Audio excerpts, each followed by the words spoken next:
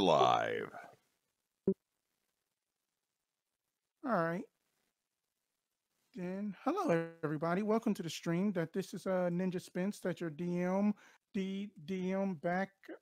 back for a for just another session of the Revenge of Stefan Kracus.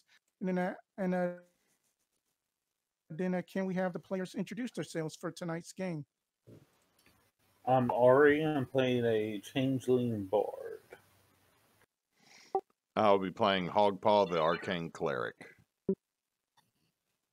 And TumTums, the penguin Roca fighter. Alrighty then. Thank you guys for that so much. And then the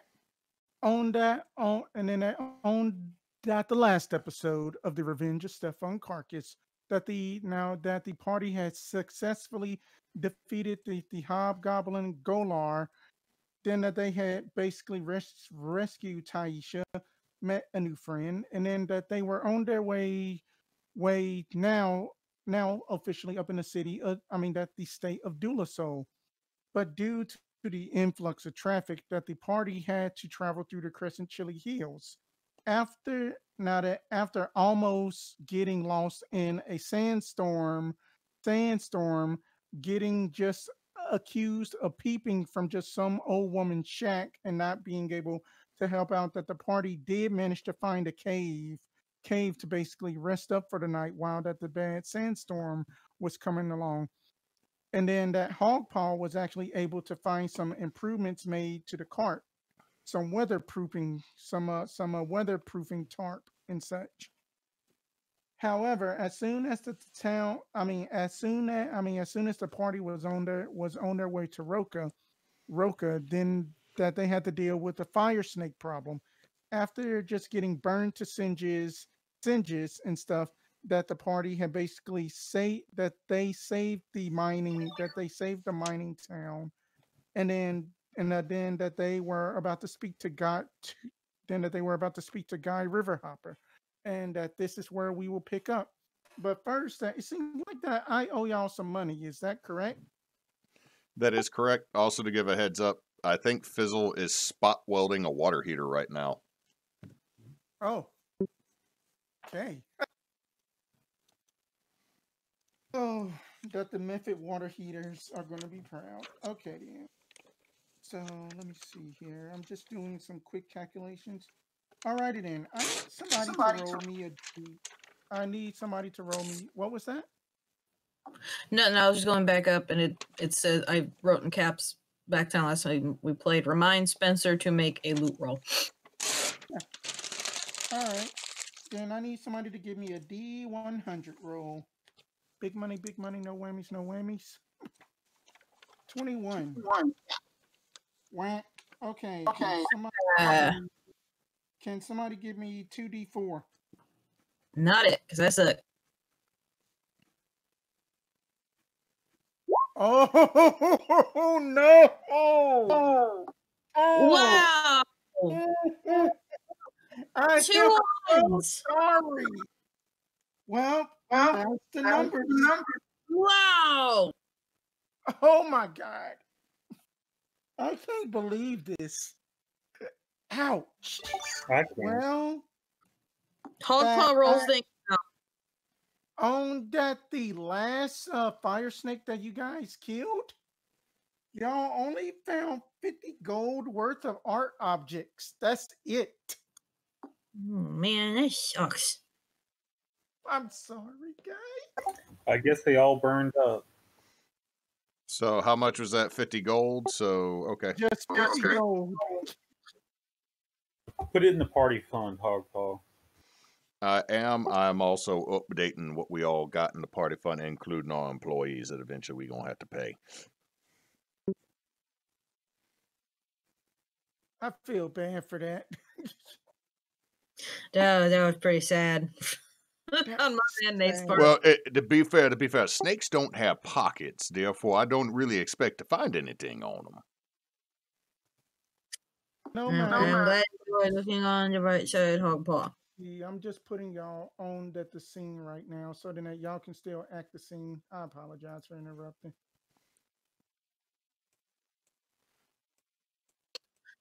So who was it? Who was this person? His name was Guy Riverhopper. That you basically see like this halfling. Okay, he kind of looks like a short Matthew McConaughey mixed in with a Peter Dinklage, with just that a little Antonio Banderas in the face, and then Where? he is full plate mail with just this giant glaive on his back. Where am I on the map? Oh, I am getting you on the map that you haven't spawned in yet. No. All right, and let me give y'all control of your tokens.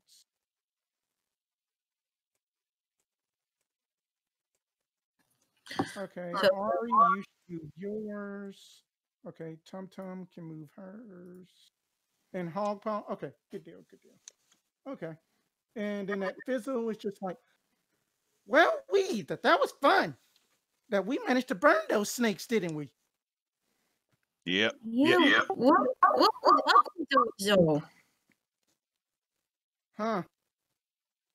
And then that, wait, sorry, that what was that? I say, what was up with those stinks though? And then that guy Riverhopper just comes up and then he's just like, oh, wow, I was not expecting help these days. Well, that as you can see that these nasty snakes must have came in from just that sandstorm last night. That they must have that they must have sought refuge. Oh, by the way, that my name is Guy Riverhopper. I am the chief. That I am the leader in command of Paylor. May blessed be the sun. I'm TumTums. Pleasure to meet I'm you. Ari. All And right, I am likewise. Hoggpaw. Oh, I see that you are a man of a lady of just a lady Lady Erathis, no? She is currently the one that I do worship, yes. Oh, well then that you are in luck then that you know that she does have a shrine up in Dulasol proper, if that you would want to make that part of your pilgrimage.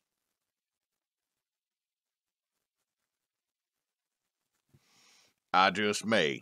We are currently here on business, though. Oh, well then that you might have to speak to the mayor. And then all of a sudden that you just see, let me see, I got it wrote down.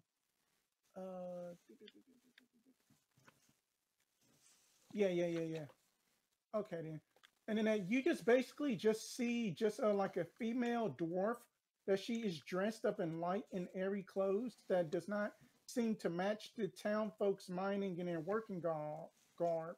She is holding a bullseye lantern and a pickaxe as that she approaches. That you all just notice, just Guy is just like like nursing his burns, and then that she's just like, ahoy, well met. That the name is Jade Jade Gut, Lauren Jade Gut. Pleased to meet you all. Hello. Hello. Hi. Man, that you know that those fire snakes were just trying to basically throw out all of my mining operations, but just that you fine folk had took it all out. Please free, just so like make your home We in town. try to do what we can. Oh, likewise. I mean that then that I am a mayor. That I now that I'm basically the mayor of this town, and then that I also own that that the Stone Gullet Inn. That you all fine folk look like that you all can rest for a little bit before that y'all have more travels to do. That'll probably be good. Yeah, and then that the inn is basically this blue building right here.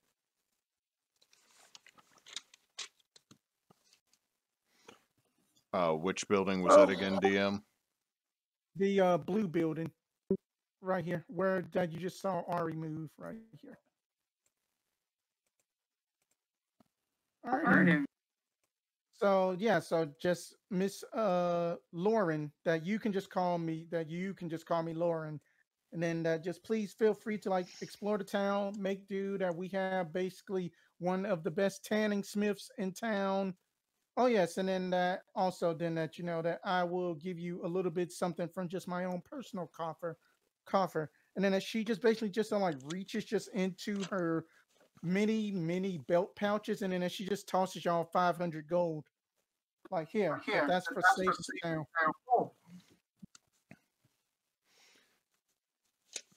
For the party's knowledge, that brings us to 2,023 gold in the party fund. Cool. Okay then. So what are y'all doing?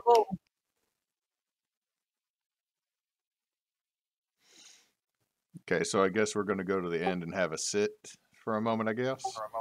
Yeah, we can do that. Take a short rest.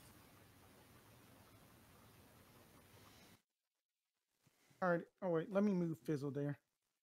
He's just like, wait for me. Fizzle Right, is. and so up in the inn. What? Sorry. I was going to say, Fizzle, isn't there a water heater you need to be fixing somewhere? Yes. Why, yes, it is. That I need to go in and see like why in the world that they have messed up with the method, and then he just goes just behind the back and just starts just tinkering. All right. So inside of this area, it looks kind of like it's dwarf,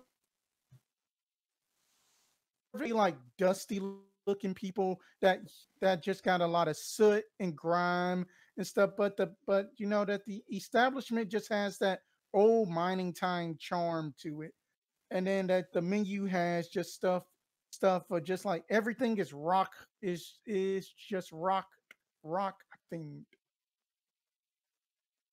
It's all rock based. No, as in like that they kind of have a rock motif in a sense, like that they got like the thing called Yeah, I like got the you. boulder palette and stuff like that.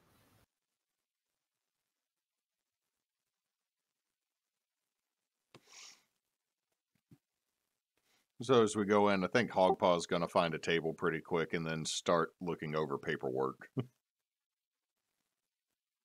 kind of paperwork is this? He wrote down the side quests that we have and the main quest. That way we can remember what we're supposed to be doing.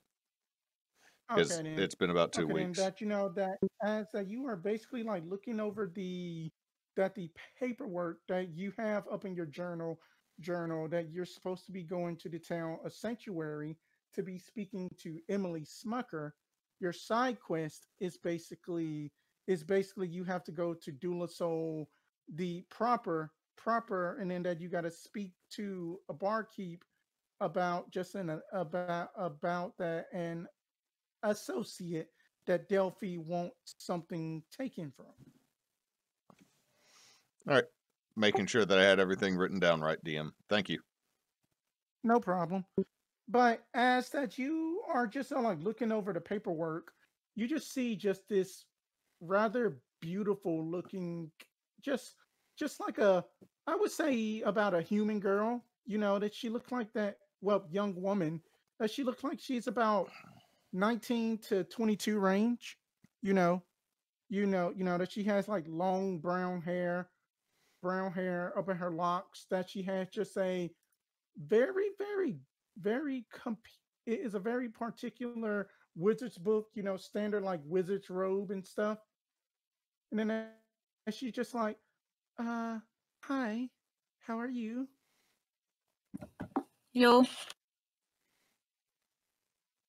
That my name is Ashley, and then I'm not used to this kind of stuff, but I have a relative that lives up in Otowekin, and then I also need safe travel back to Trirane, and then I will be willing to pay I would be willing to pay 1 platinum each. And you guys know that one platinum is 1,000 gold. Dang. So you want to go see? You want to take her to see your relative and then back to Tyrone? That is correct. That she is my aunt. How far away is it that she wants to go visit her aunt? Auto-Awaken's on the way there, but I'm going to insight check this because that's a fudge load of money. I'm going to do the same thing. I got like a +1 in wisdom. I ain't gonna bother. There's a 21 in. I only have a +1 because I upped it this time. Yeah, I only got a 9. For a second, I thought that Ari got the 25, and I was like, yeah, oh. She is telling the truth. I kind of shrug at the rest of the party, and I'm like, I'm willing to help somebody out if y'all are.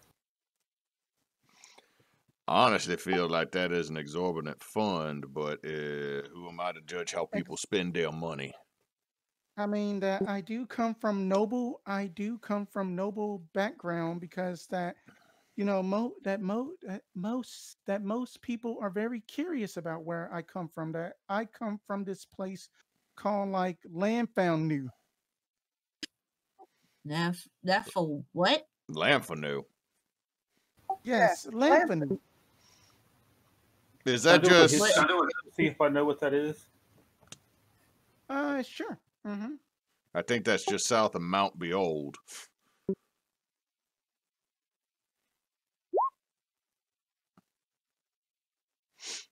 Nope. Where was it? Okay, that you cannot remember with that history check, but TumTums, that you do know that is an area way past Stanham, that is an uncharted territory that she has came far.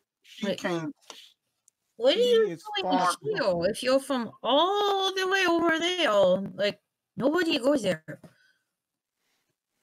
That my relatives just decided to move to Trirane, and I just wanted to see them one last time before I go back home, because that there is a ship awaiting me in Trirane. Well, you said that your aunt's in Old-Awaken? That is correct. What's your aunt's name?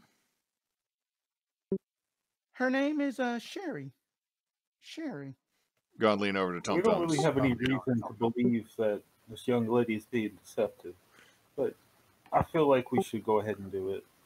We could always use the money. We're trying to establish ourselves, and why not? That's true. I was just going to say, I think we met a Sherry.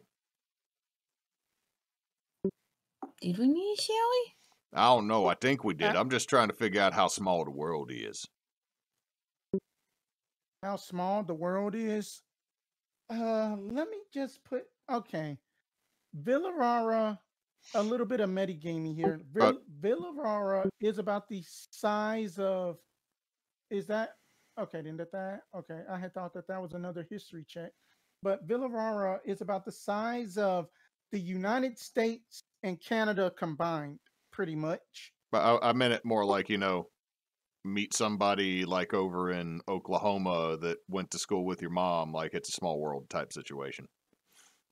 Oh, that you can tell by just that the way that Ashley is dressed and stuff that her native land is not Villarara. She is a far traveler. Well, I think we'd be pleased to help you, but we do have a little bit of business up in this neck of the desert before we start heading south. That's fine. Oh, then that's fine. That I can assist with camping and combat if needed. I mean, we're going that way, so we might as well. Well, I mean, it's what's that? Yeah, that's a lot of money. TumTums, I think. Like, I think we could buy a whole nother guild hall. And then as she just basically just go like, yay! And then as she just jumps up and claps, and then as she just goes and then just runs back up, and then as she just gets her little pack. It's just a standard explorer's pack. Why did you come to us about it? I mean, you just came through. That I would just rather just feel safer traveling with just some adequate warriors. The guards seem to just be ignoring me, and then that all of the highwaymen were just glaring at me, all just with just at those lustful eyes, and you know how that is. Hey, highwaymen can just be jerks. I definitely know what it's like, ma'am. I have absolutely no clue what it's like at all. Is it along the lines when little kids ask if they can pet you like 5 times after you said no? No, it's more like there was one time I was going through and there was this one highwayman. He was just being a jerk, but he kept telling me he liked my water, but he said it all quappy. I was like, sir, I don't know what you're implying, but you need to get away from me. I had to kick him in the kneecap. Oh, it's like when that one dude said, "Here, kitty, kitty," to me, and I didn't understand what it meant. Yeah, like that. I just think whenever he said, "Hey, kitty, kitty, kitty," then that just basically meant I think that was just racist. Huh? I said, I think it was just racist when they did that. Oh yeah, very much so. But then that the sooner that the better, because I haven't seen Aunt Sherry in a while. Do we need to do anything here in town? Yeah, actually, you can just take your. We got business here, and then we need to go north just a little bit.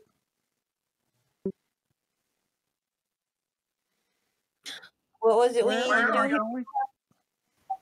I would just like to stop by a potion shop after we do our business. Well, like I said, we got a little business to do here. A potion shop here, but that they do have a market area that you can see what you can try to get. Anyway, madam, what was your name again? My name was Ashley. My name was Ashley Dufresne. All right, Ashley, depends. We'll be back. All right. Misspelled it. What else did we need to do here in town? Well, once, Miss Dufresne,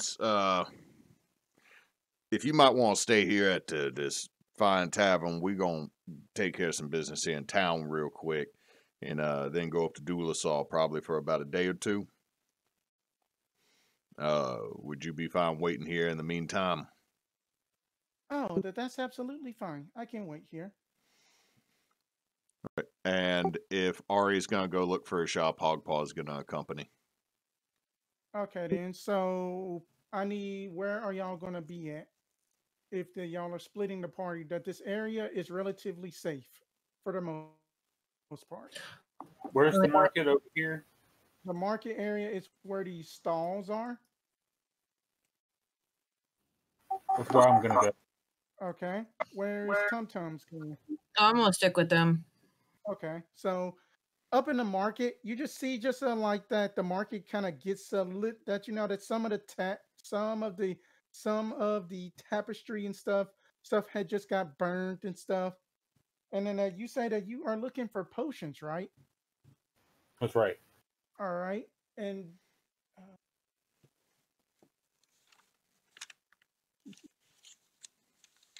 so you see basically the potion shops. I mean that the potion stand. All it is just that a bored looking older gnome lady beside her, that she just has your standard potions and such. But you are also seeing a tabaxi up in just a hooded cloak, and then he just got and then all he do just got a fold out table and then just a bag on it, just sitting on it with just his arms folded in the chair. Okay. I'm gonna approach him. Oh, we have a customer. My name is Zalik. And it's a pleasure to meet you. It's a pleasure to meet you. I was just gonna look at your wares real quick, if I could. I'm gonna kind of just look over and see what he's got in inventory. Why, that you know that all of my inventory is just inside of this bag. My name is Zalik the Fabler. Okay. 50 gold, and then you get to put your hand in the bag. I'm gonna look at Hoggpaw and then What's in the bag? I don't know. It's just random trinkets that I have collected over the years. 50 gold. Put your hand in the bag. What if what comes out of the bag isn't worth 50 gold? Who knows? Who knows what you might get? Can I insight before anyone reads in the bag? I ain't going in the bag. Sure, certainly. Insight. Not fantastic. That's a 14. A 14. You kind of get a shady vibe from just this fellow Tabaxi, because he is kind of like this, kind of like Bobcat with mountain lion look going. But you know, it's just something about his voice that is just gravitating you towards this bag. Okay, I'm gonna lean in. All right, look, buddy. I get the Tabaxi got wares type thing, but let's be on the level. Is anything in that bag even worth anything? Or you just got some shit you done stole from a house, you know, up in Dulasar, over back in Trireme, or maybe even as far away as Odin, and you just trying to pawn it off on some simple folk in this desert town? I know, of course not. Why, no, of course not, brother. That Zalik never tells a fable. Well, then that just means that your name is a lie there. Also, you're probably not even Zalik. Let me look at you real close. Can I do a perception check? Certainly. 21. Do 21? I recognize this Tabaxi fellow? You have seen him around. It is a Zalik, but he looks a bit older than what you remember. He had pulled the same shenanigans as that y'all were children. Hey, Zeke, it's me, Hoggpaw. Back in the day, remember back when we went over, remember when my Meemaw told us about the Baba Yaga up in the hills, and then you tried to sell Baba Yaga feet to everybody, and it was just frog feet? Yes, of course, and I made good money that day.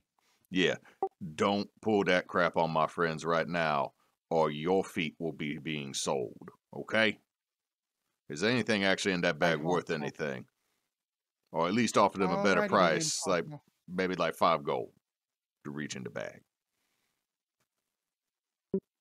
5 gold? You are handing him 5 gold to reach in the bag? No, I'm just saying, instead of 50 gold, tell him 5 gold to reach in the bag.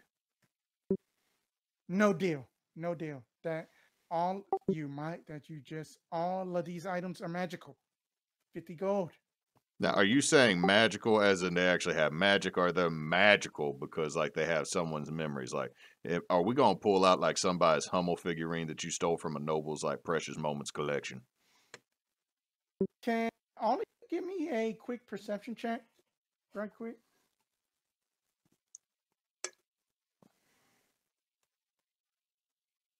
A 9. Okay. Okay. A dirty 20. Okay. And TumTums. One sec. Hang on. Back your sheet.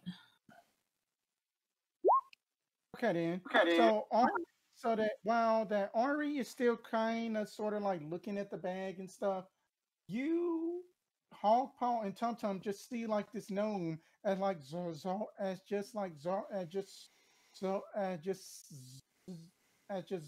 just starts to go like, we got us a valued customer. And then you just see this gnome is like, ha ha, and then he just points this wand at this human guy, and then his pants start falling down. And then the guy's just like, hey, boy, where's my belt? Like, ha ha. And then he just start doesing it to just random people and then their pants just start falling off. You see that you see Hoggpaw, that is a valued customer. Zalik never tells a fable. Then you need to pick another moniker to do your business.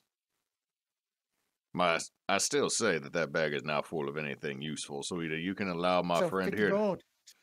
Be 5 gold, because if it's not worth anything, why am I going to waste the same thing I could get a potion from one of these fine people on? You, my friend, I'll make it 45 or 40. I think I might walk. Like I said, 5 gold for the junk in the bag. Just a sec. What's up? He said just a sec. Hey, TumTums, why don't you go? What was that, Ari? I'm going to try to slyly knock something over and see if I can lift the bag from him. Ooh. Oh. All right, you can certainly try. Sleight of hand. Sleight of hand. Okay, I need to get my roll ready.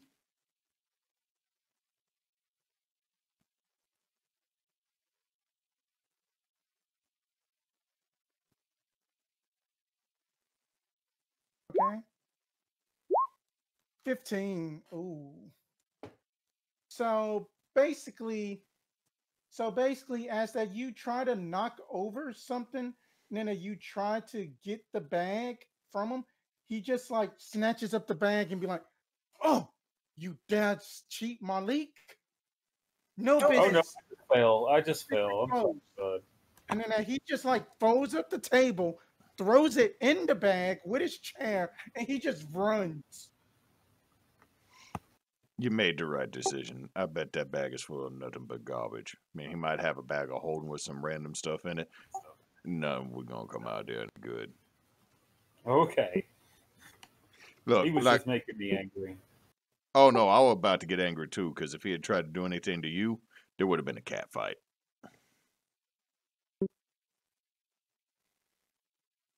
So, anyway, then that the potions lady is just like, "Oh, it's just a crime shame. I mean, that it's just a crime shame that he was just so nice and doing his business. I mean, that somebody had like walked out with this beautiful amulet that he said that it can charm a person. And then like somebody else had actually pulled out somebody actually pulled out a giant greatsword from it. He had some good stuff in it. But y'all weren't scared for thing. We might have made a mistake. No, I'm pretty sure every last thing in that bag is stolen. Also, an amulet that charms people. I've seen people go gaga over a small diamond. That's not magical. That's just greed. Oh, but then that, and just that I was also a customer too, and then that she just pulls up this nice looking dark set of just like studded leather armor, and then it looks super nice, and then it kind of has a purplish glow to it. That looks either really cool or evil. That's cursed. That this isn't evil. That I checked it out myself, and then I am going to give it to like one of my boys. That since that he is basically a scout, that apparently that it basically according to that the item after that I use my detect magic on it. It basically grants somebody a little bit of luck whenever that they sneaking around, lock picking, and just also doing just some fancy sleight of hand stuff. And then it also protects you from the cold a bit. And then it can also make you jump up a little bit higher and make you a bit stronger.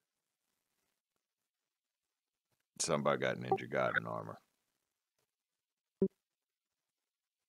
Anyway, do you have any potions before we might begin to regret life decisions? I do. I have my healing. I got my lesser healing. I got my normal healing, superior healing, and then also another fine monk had made a trade with me for just some more mana potions. and then those are double the cost of your normal healings. What you looking for, Ari? For healing, for sure. And maybe a mana potion. What do you guys think we need? I've been doing this long. Well, no, I think a healing potion might be good. We bought some, didn't we? Well, currently in our inventory, we got, or what I am currently carrying on my person is 3 health potions and 2 lesser mana potions. Let me see. In all, hold on, paper's upside down. We got in the party fund, we got an infernal map, and we got a potion of climbing. And back in the wagon, we got all those extra parts. Excuse me.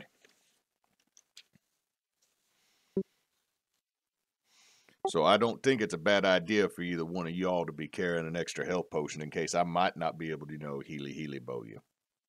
How much for the superior? Superior, that's $250. For just the one? Yeah. What do you? How much is a regular? What's up? How much is a regular potion? Regular potion is 100. Lesser is 50. I'll take a lesser because I only got 75 GP. That'll be 50 gold, and you are the most adorable Eric Croker I ever seen. Oh, thank you. Yeah, I'm gonna buy one lesser, I guess. All right, 50 gold. All right, and you said how much was it for that superior? That superior was $250.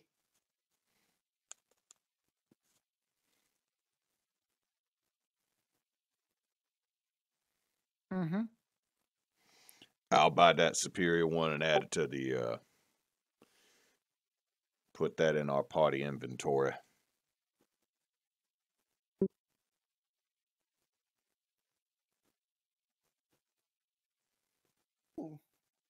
Then y'all are my favorite customers, and then I'm gonna just throw in just a little bit of something since then that y'all scared away that trustworthy fella. Then she just gives y'all just like an extra lesser because y'all spent some money enough to get one. So that you can just consider that a rewards program the next time y'all in town. Thank you. So we got an extra lesser. Added it to added it to the inventory. So I mean, if I would say if y'all individually bought one, put them on your sheet. So I'm just. Yeah, I did. Right. Okay. But that's y'all's talking, not me. All right. Well, we go through the town. I'm gonna play the hurdy-gurdy. Okay, then. So where do y'all want to go on the town? Well, we need to find a Emil or Emily. That will be up in Sanctuary. That y'all are currently in Roca right now. Oh, we're in Roca, not Sanctuary. Y'all, no. For finding them will be in Sanctuary. That y'all are currently in the town of Roca. I was geographically challenged for a moment. Yep, but it's okay. I think it might be a good idea to rest for the evening and then us get on the road. Alrighty. All right, then. So do y'all want to explore the town anywhere else before we go through the rest? Is there anywhere else interesting looking around here? Why certainly. That I just overheard y'all speak a little bit. That you see that right here is where the mayor lives. Miss J Gut lives here, and then that is the pit that you don't want to go down now. That's where then that Miss J Gut gets to basically she does that that she does this thing called that this is Roca, and then she just kicks whoever she wants into the pit, criminals, non-do-gooders, and then then they gotta sit there and swelter. Consider that. You can just consider that solitary confinement. Yeah, I don't want to go over there. And then that this here is the quarry you see right there. That's where the mines are. And then that this tower right here, all that is just that they just celebrate deities of the sort, that the traveler Erathis Bahamut, and then some some other lesser known ones. Hoggpaw, didn't you need to go to church or something for your god? I take my god with me as I go. All right. So did we decide what we were gonna do? Is anything odd going on here in town or anything like that, other than that, a whole wheel of fire snakes showing up? For the most part, that no, that other than that, as that you can see just like right here, that whenever that those influx of a oh god, no, that's just a different voice. But anyway, but yes, that you remember that influx of travelers we had this one stupid entitled human lady with just her kid, that the kid wanted to buy some dynamite. And then that we told the lady, don't let the kid, just let the boy play with some dynamite, but she just insisted. So I'm just like, oh Lord, oh bless the seven heavens of the irrational sea. So anyway, as that they was traveling, that they was the last ones in line, and then that they decided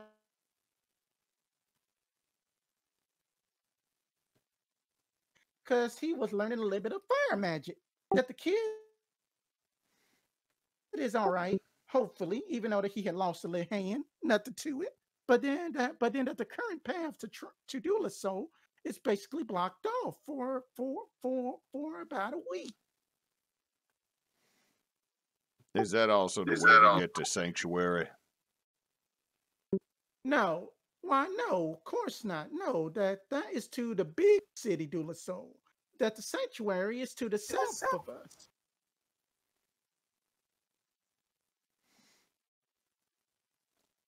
All you gotta do is just take this road right here, and then that'll lead you to sanctuary.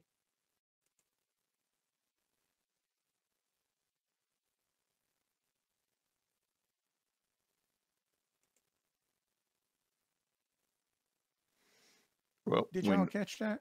Yep. Say it again. Okay. So all you gotta do is just take just this road right here, and then that'll lead you to sanctuary. All right. Well, then it's getting pretty late, and then I got to go back to my main job. I gotta work in the mines. I just fancy myself an alchemist, but bills gotta be paid. So that you all have a good night. I work the night shift. And after then she just closes up shop. After she gets out of distance, how much does it cost to actually live around here if, like, we just dropped over 300 gold? I mean, she doesn't want to quit a job. Maybe she's saving up. Try to get like a vacation boat down in the south for her retirement and everything. Vacation boat. I like that. Anyway, they said the road to Dulasol is busted. That we gotta eventually go that way, but main thing is we got that mission for the Prime Minister down to the south.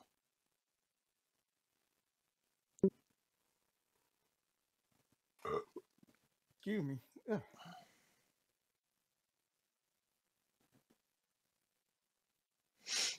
Okay, so what order do we need to be doing things, you think? I mean, it is up to y'all that y'all can still go to some of the shops, that y'all can go explore the town, or else that y'all can rest for the night. What do y'all want to do? Let's look around these shops a little bit, and then as for the jobs, I'd much rather handle the one for the Prime Minister first before we go do the one that may or may not be illegal. Okay. Okay. So what are y'all doing? Exploring the shops a little bit? That's right. Okay, then. So some of the shops are just like, you can tell that they are not really just like big, like, like compared to like the likes of a Trirane, that these are like more so like novelty shops and tourist shops, that they got like little bitty like fake toy pickaxes, like mining costumes, just some stuff that just has like Roca pride on it. Some of them even sell like dwarven snacks, like dwarven rock candy, up in like different flavors. And then you happen to see you happen to see like a feral tiefling just working just one of the up in a leather tannery. And then that she's just basically just working on just that some hide. Well, yeah, they did say there was like a tannery thing.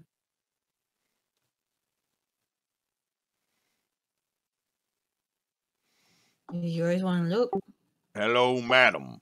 Exactly what are you crafting? That she just basically just stops down, and then she just goes like, why, yes, of course. I am crafting just some standard leather armor. That the name is that the name is say that that the name is crap. I have it in my note. Be right back. Uh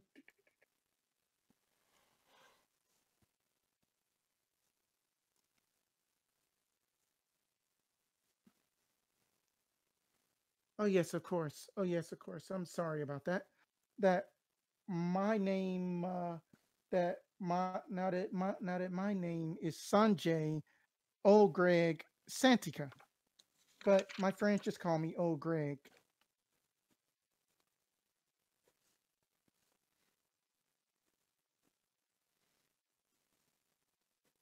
What can I do for you, fine folk?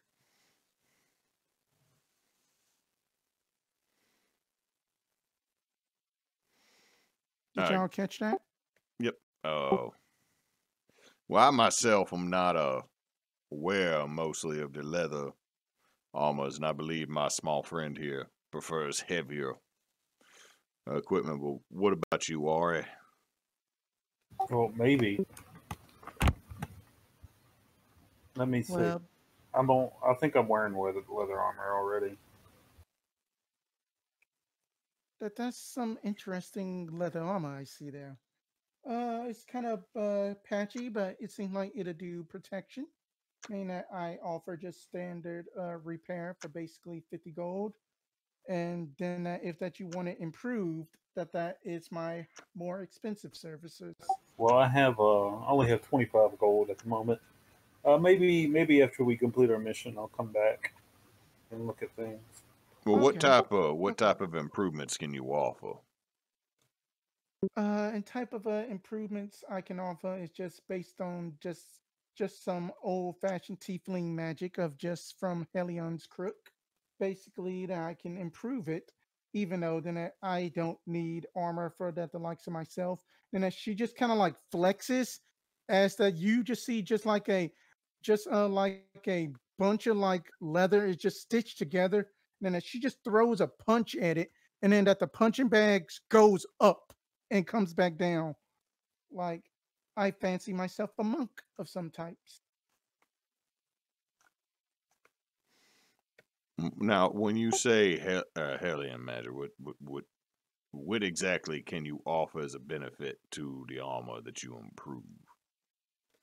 I can make it be more basically make it more protection worthy.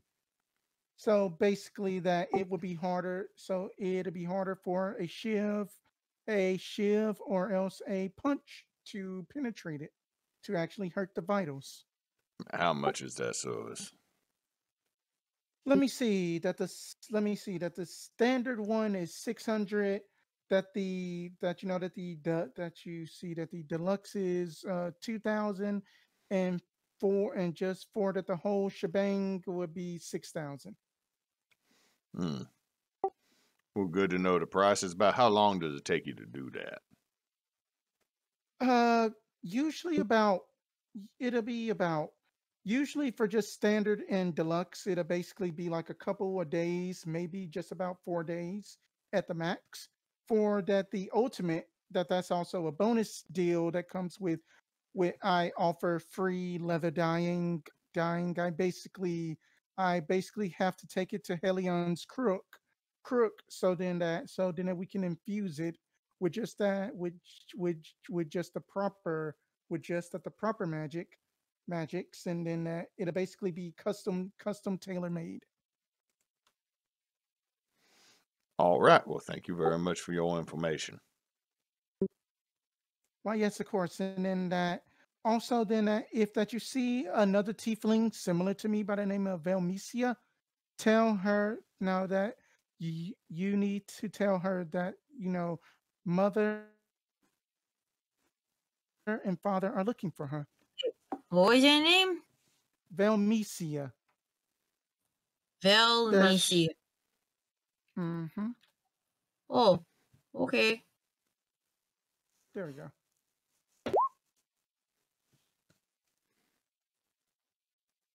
You don't know another one named Belnicia, do you? Belnicia? Benicia. Benicia? No, I don't. Okay, just wondering. Thanks. Thank you very much for your time. We may be back. She just does just a deep bow, and then that as that she bows, that I can give this for you for free. That you notice that she has a lotus tattoo on her neck, and it is the color red.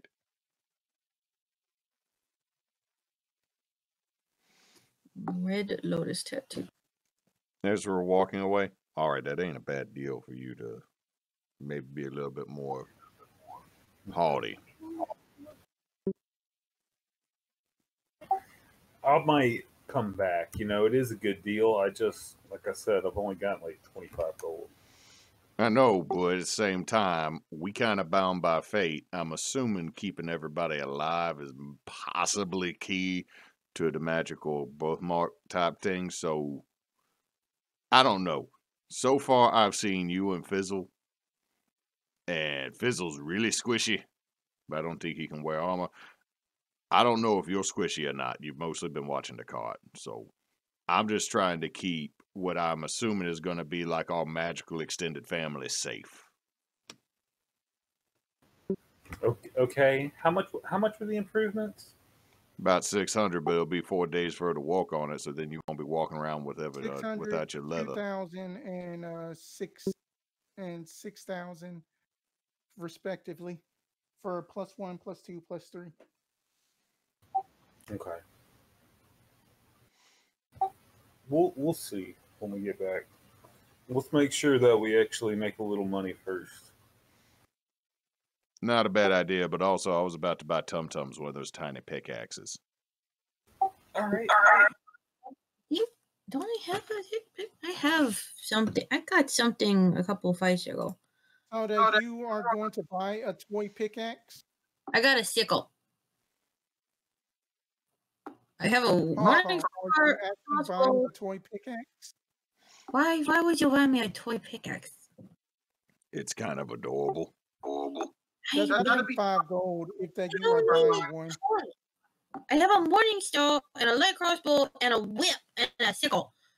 I don't need as that that the sale clerks hand you this toy pickaxe, that you can tell that it is basically made out of just some flimsy ass plywood, and then that they just basically just got some cheap ass limestone just molded up into like a pickaxe shape. It looks like it's just for decoration. I'm not going to use party funds, but I'm going to buy one and give to TumTums. Damn. Thank you. Throw it at somebody and they won't see it coming. Oh Lord. I guess. So add a toy pickaxe to your inventory.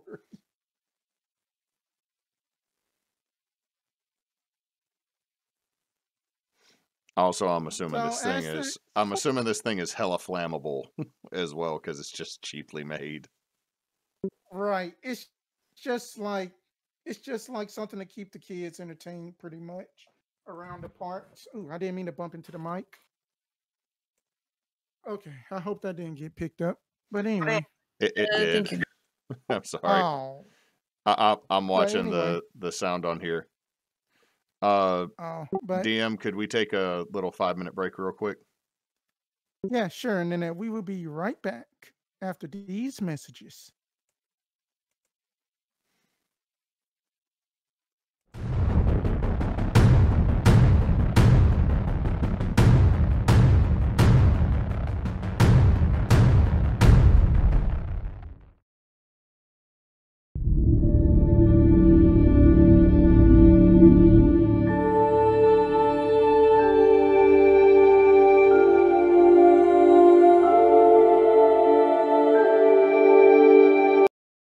Child has the right to dream of the infinite beyond, the countless worlds and stars dotting the cosmic sea of opportunity and light.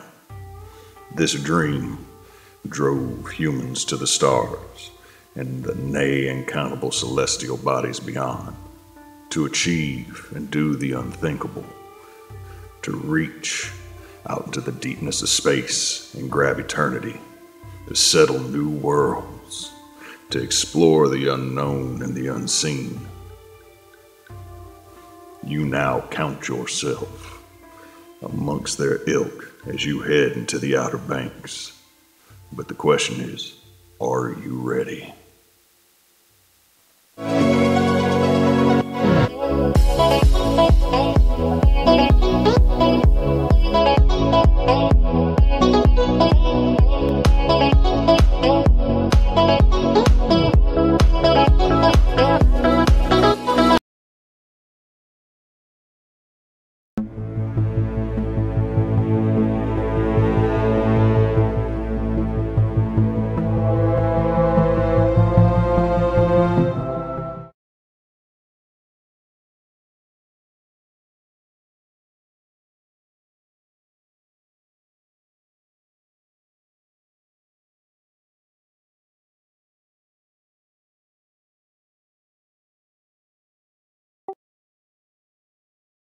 Alrighty then, and welcome back. Sorry about that. So, what is the party doing?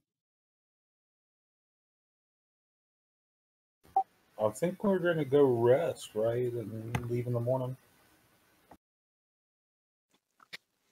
Believe so. I think so. Yes. Because I don't think they've rested since we had the snake fight.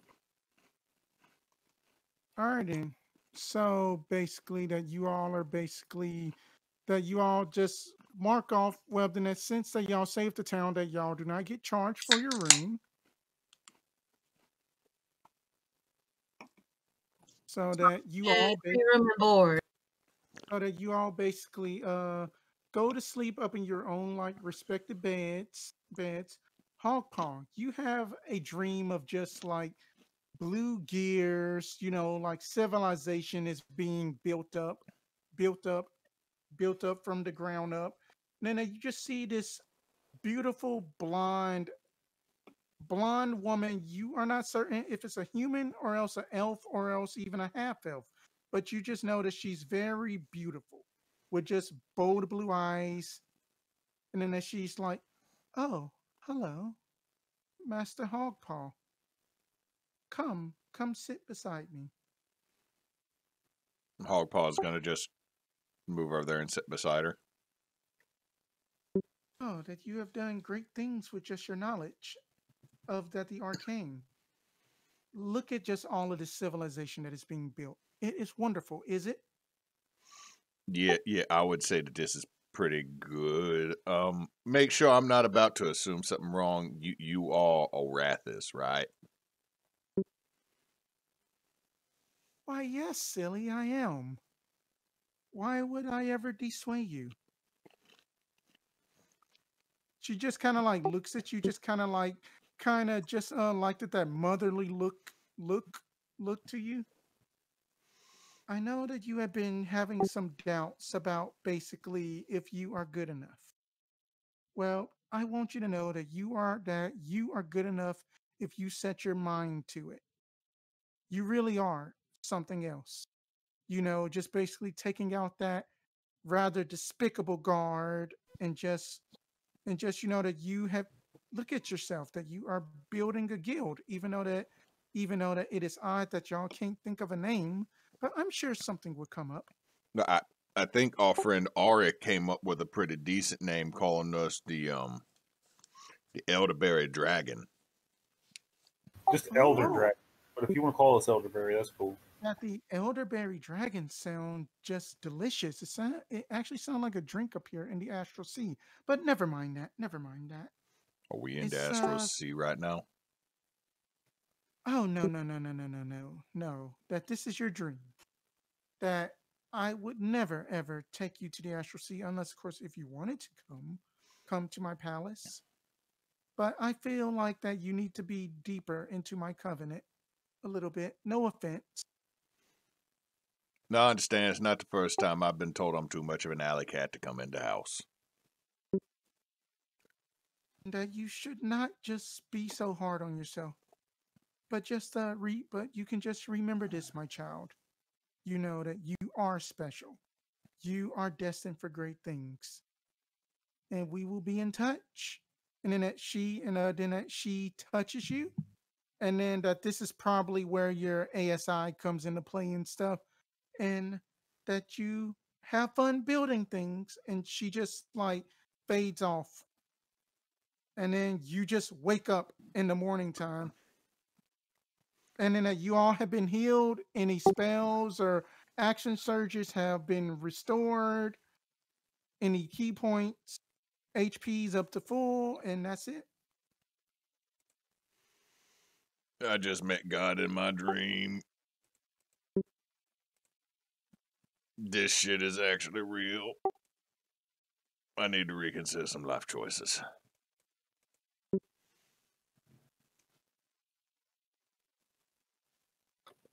At least she was nice. Uh-huh. What was that? What was that? I said at least she was nice. Is TumTums in the same room? Was that a character? Oh, that was out of character. Okay. TumTums had his own room. That you just like wake up to like this rather comfy bed outside of just like the little rock golem figurines and motifs on the wall paneling. It is a decent sized tavern up in this small mining town.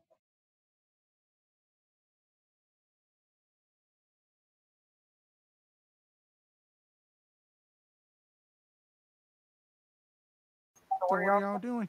All right, I guess we'll go ahead and prep the wagon and everything and head north or head to Sanctuary. Okay. Do you all collect Ashley? We told her we would. Yeah, we will. Oh, just thank you so very much. And then that all of your efforts will be quite rewarded handsomely. Just thank you. Oh wow, that this is an exquisite cart. Where do you want me to sit?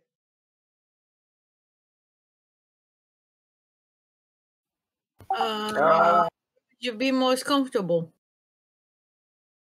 And then she just finds just a spot up in the pillows, and then she just sits down and just just basically sits. That she just like just leans over the edge a bit, like, and then it actually kind of like what else do you need me to do? I can help a little bit. I'm gonna need you to hand me that pillow right there, because that one TumTums is gonna need to sit on while he drives. Help him see a little bit higher. Oh, certainly. Oh, certainly. Oh, certainly. That I do not mean to encroach.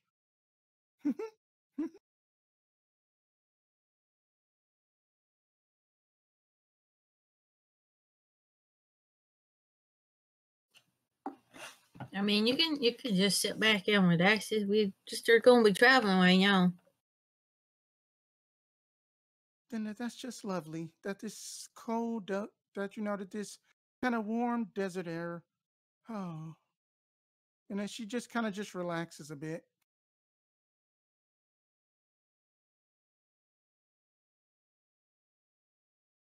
All right, let's just head on out.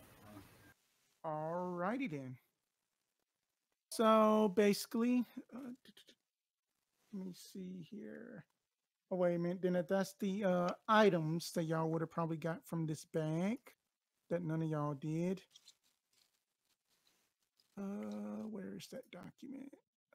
Yeah, here it is. Okay, then. So we got past that.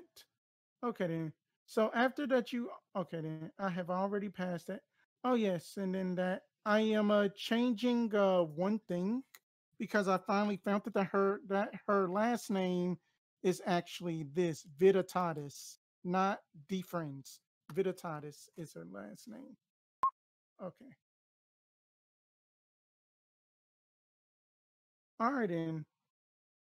All right, and that the more paved path is more relaxing, as that the fork in the road walks clear of the Crescent Chili Hills, and that the road has rest stop shrines. You know, that Ashley is just sitting just up in at the back with just you all better than that a wizard should be, and she just smiles just each time that you are looking at her. And then that she just basically, helps y'all just, like whenever then that y'all are just stopping for rest and stuff, she comes and brings water, stuff like that, just typical stuff like that. And at the next hour, you all see a broken town sign as you all look up to the south, and just that Ashley picks it up and reads sanctuary with a strange sign on it. I don't understand this language. Does anyone in the party understand? Does anybody in the party understand Draconic? I got common and celestial. I don't have what I speak. I forgot to add it, but I think I can speak Common, Elven, and Gnomish. Oh, well, then, wait a minute. I think that I can understand this. It says that the hot scales have claimed this town as their headquarters. Now, it also says that anyone with the gall to take it from us will get their private bits chopped off, and I will wear them as a trophy. Signed Shrieknock, leader, and Mommy's boy. Mommy's boy? What is a mommy's boy? Apparently, mommy's boys like to wear ball of necklaces. Oh, that is flattering.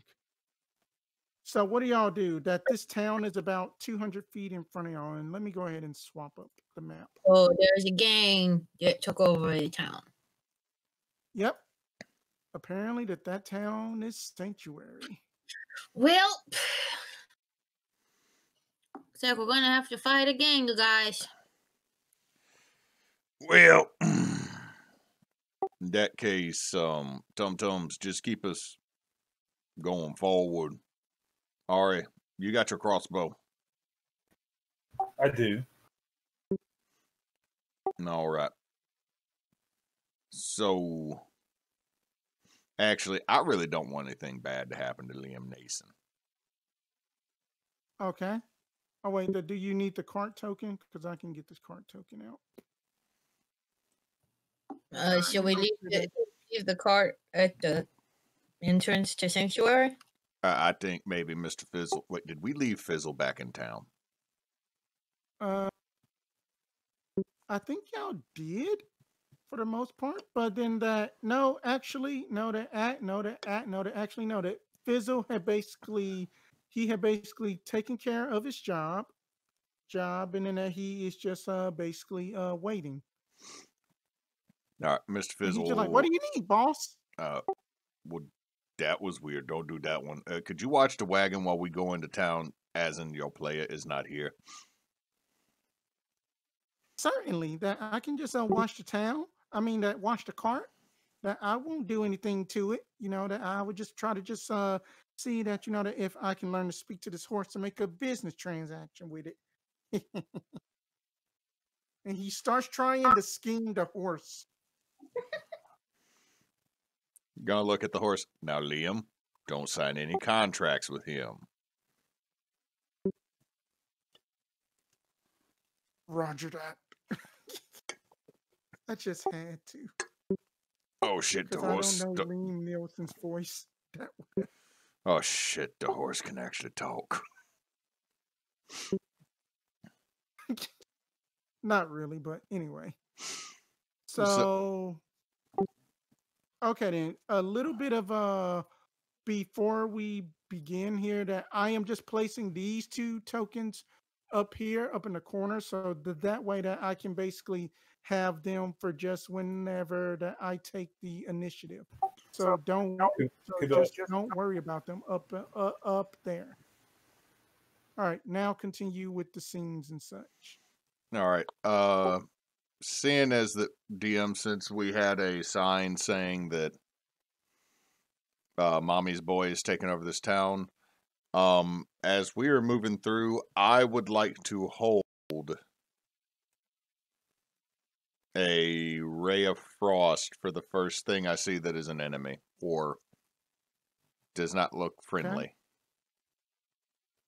Okay.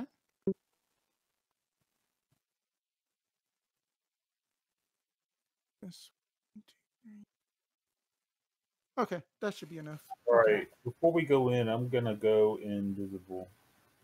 Okay, that you are invisible. All right, can y'all move your tokens right quick? I can't. Okay. TumTum can move. Okay, controlled by... I can move mine. Right, it's just Roll20 is being laggy for me. All right, Ari, can you move? Okay, good deal, good deal. All righty then. I'm gonna have my... What is it? My crossbow out and ready. Okay, Ashley is just going to just take up the rear and be like, "Oh no, what happened to this town?" I saw chicken scratch language, and then you said somebody that had bad handwriting and made the chicken scratch was called Mommy's boy and threatened to take a certain delicate piece of my anatomy and make a necklace up out of it.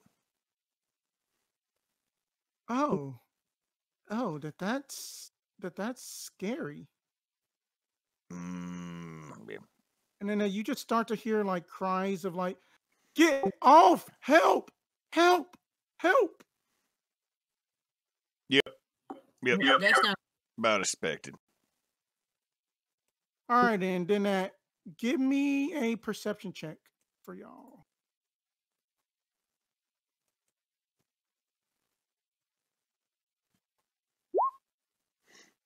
Give me a second. Like I said, Roll20 is being laggy. Okay, that's fine. Okay.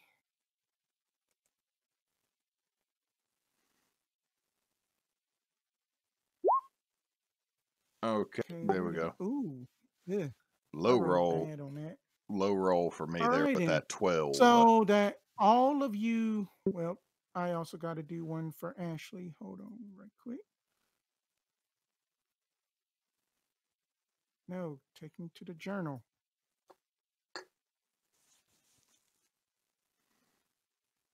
And that was a perception check.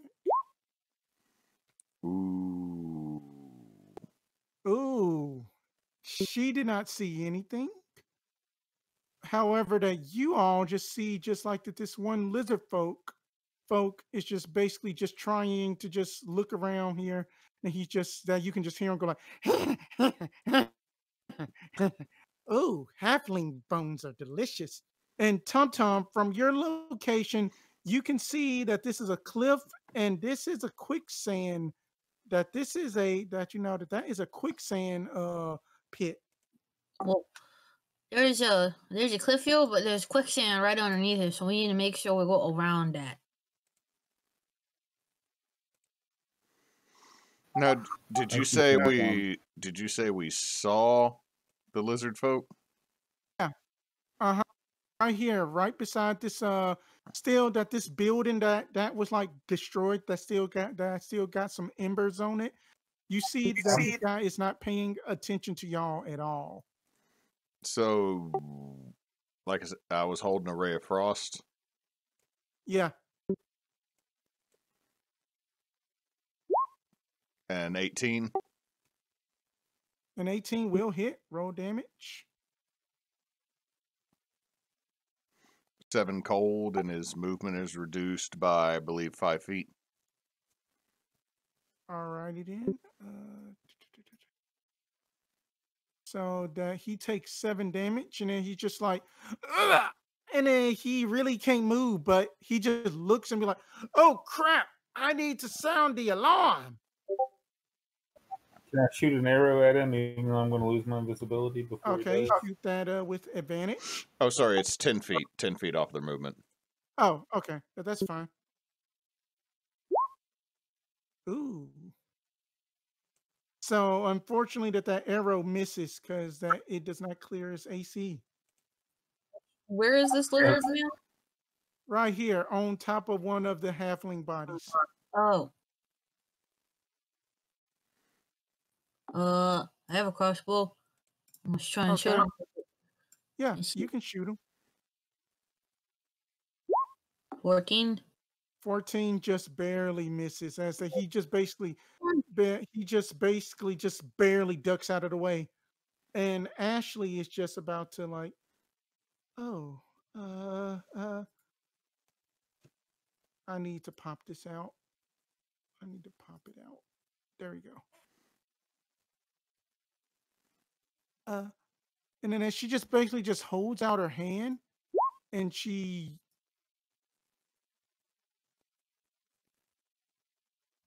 hold up. I need to fix that because that was bad. That should be an attack roll, not whatever that was. It'll be one moment, chat. Still getting kind of new to basically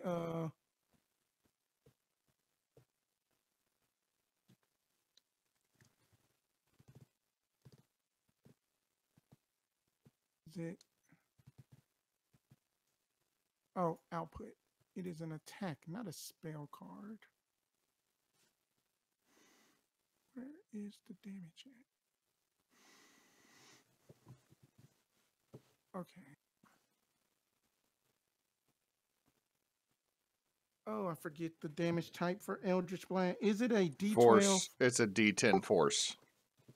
Oh, okay. Thank you.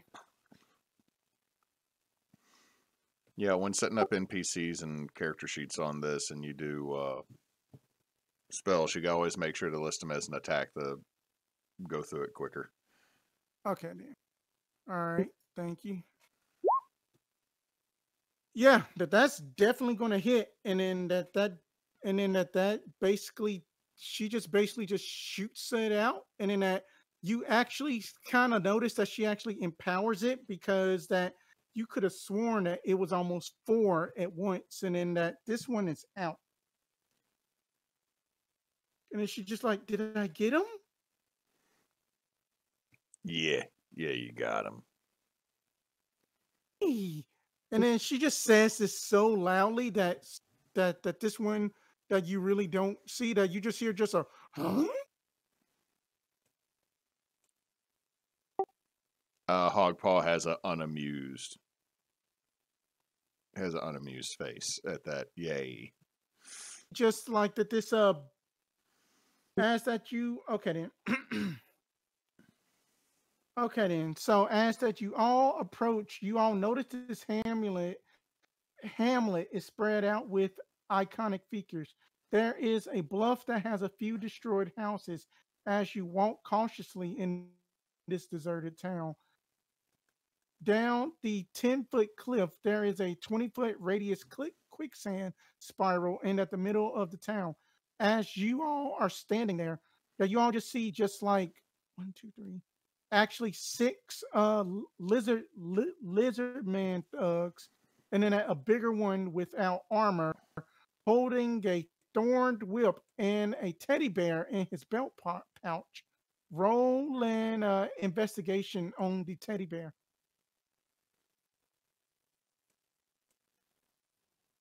I don't know if I want to.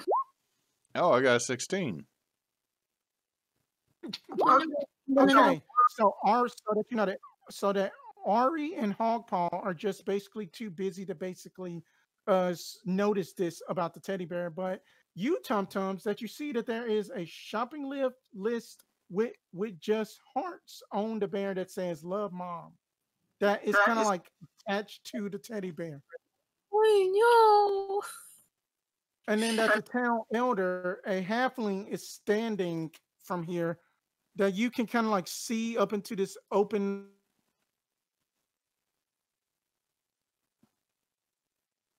Hello?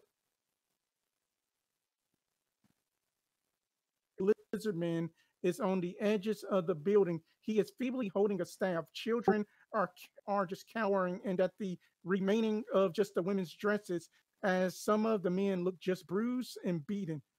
Oh Is boy, over here. go hit jackpot. We'll have rations for a week. These short stacks will make an excellent meal. This is over here. That we're seeing all this. Mm-hmm. Well, we gotta get down now.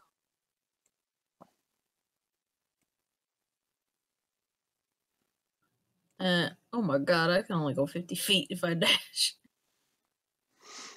Do we need to roll initiative, DM? Y'all want to? I mean, I guess it's almost time. Yeah, let's just go ahead and then roll initiative. Let me get that turn order up, because it is time to roll that initiative. Hey, what are you? Hold on, let me clear it. Okay.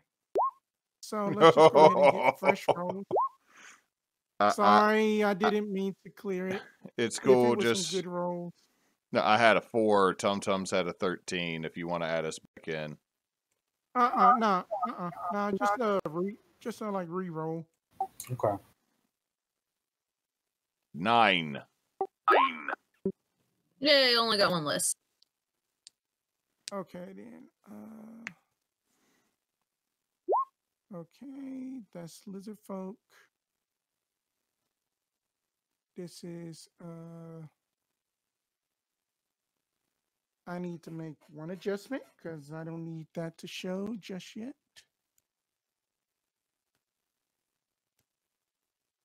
Is it?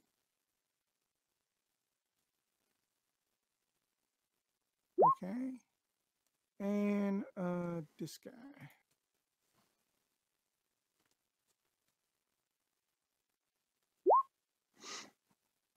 DM, I think you were holding on to the lizard folk token the whole time. So gotcha. So you might want to go back and add the other fellas in. Okay. Let me see. Okay, so I was okay, gotcha.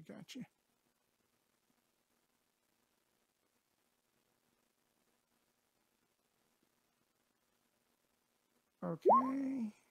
And this one.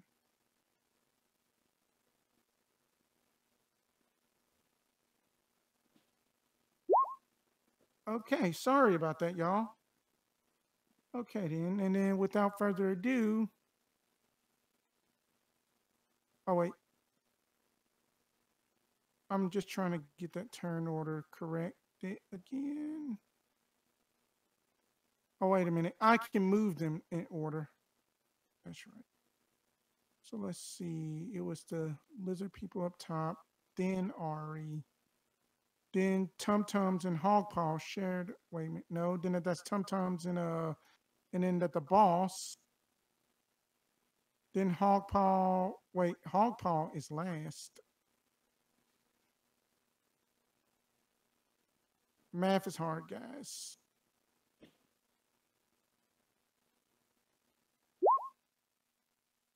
Almost got it. There we go. Okay. All right, then.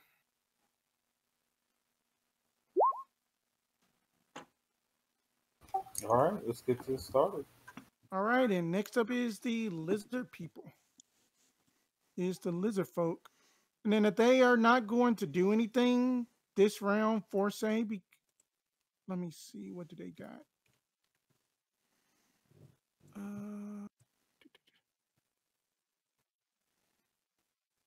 See here, what do they got? Get over here.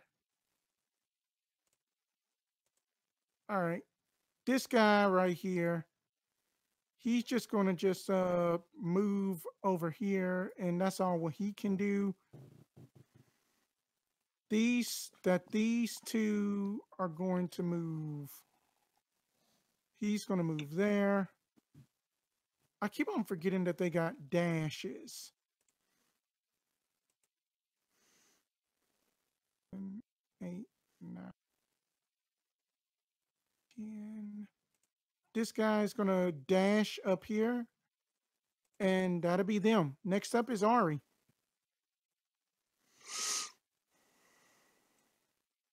All right, Ari, it is your go. All right, I'm going to move first. Okay. I'm just measuring real quick. I'm going to move the 20 feet to right here. Okay, then you are on top of the cliff, and then you do know that that is a 10-foot drop into the quicksand pit. I do. Okay. Maybe I'll climb on top of up here. Okay. And the one over here, Mm-hmm. I'm just going to launch an arrow. I'm just going to launch a crossbow bolt at him. Okay.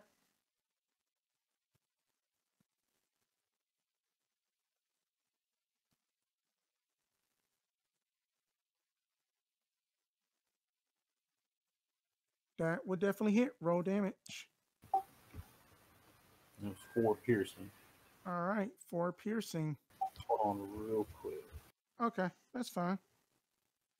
I know I got a bonus action. Let me see if there's something I can do. Okay, that's fine. I'm just trying to just get my bearings right so that way I can get some notes. I didn't need to do that, but that's fine. Now I'm just gonna wait here, and I'm gonna just hang out up here and kind of keep an eye on the big one, see where he's coming. Okay. So that's my go.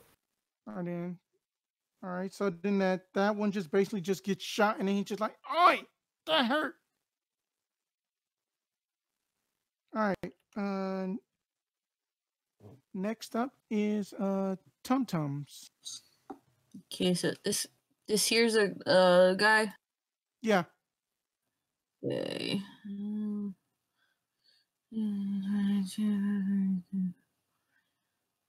trying to see something. Trying to just give them just a different tint so I can know which one is which.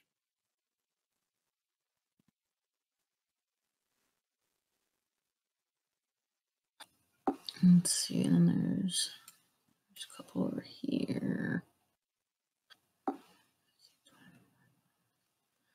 Man, they're all out of my... I can only move 25 feet with my little legs. I'm going to start going this way. 5, 10, 15. I'm going to heal, and then I'm going to try and shoot this one with a crossbow. Okay. Go ahead. Damn. That misses, as that he just basically just kind of ducks down, and then that he just holds up his shield, and then that the crossbow just go, and then he just like,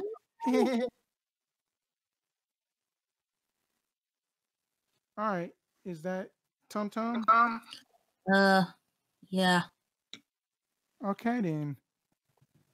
Okay then. Next up is gonna be like the unnamed guy, and then he's just gonna be like, "Ha! I am Shreknox. I am all of just me and my hot scales here. We burnt this city, and then I am going to be here. I am gonna be your challenger tonight." And he just like stares at Hoggpaw for a second. He's just like, "Uh, it's a cleric! I'm scared. Kill the cleric." And that's all what he's gonna do. You guys got some really weird feels. I feel like I need to come in and yell and I am the Dread Pirate Roberts. Right, next up. No, yeah, that's not the only thing you're going to be afraid of. All right, and then next up is Ashley. And then she is going to just move just up here to Ari, and then she is going to target this one, and she's going to do, and then she's just going to shoot off just that another Eldritch Blast at it.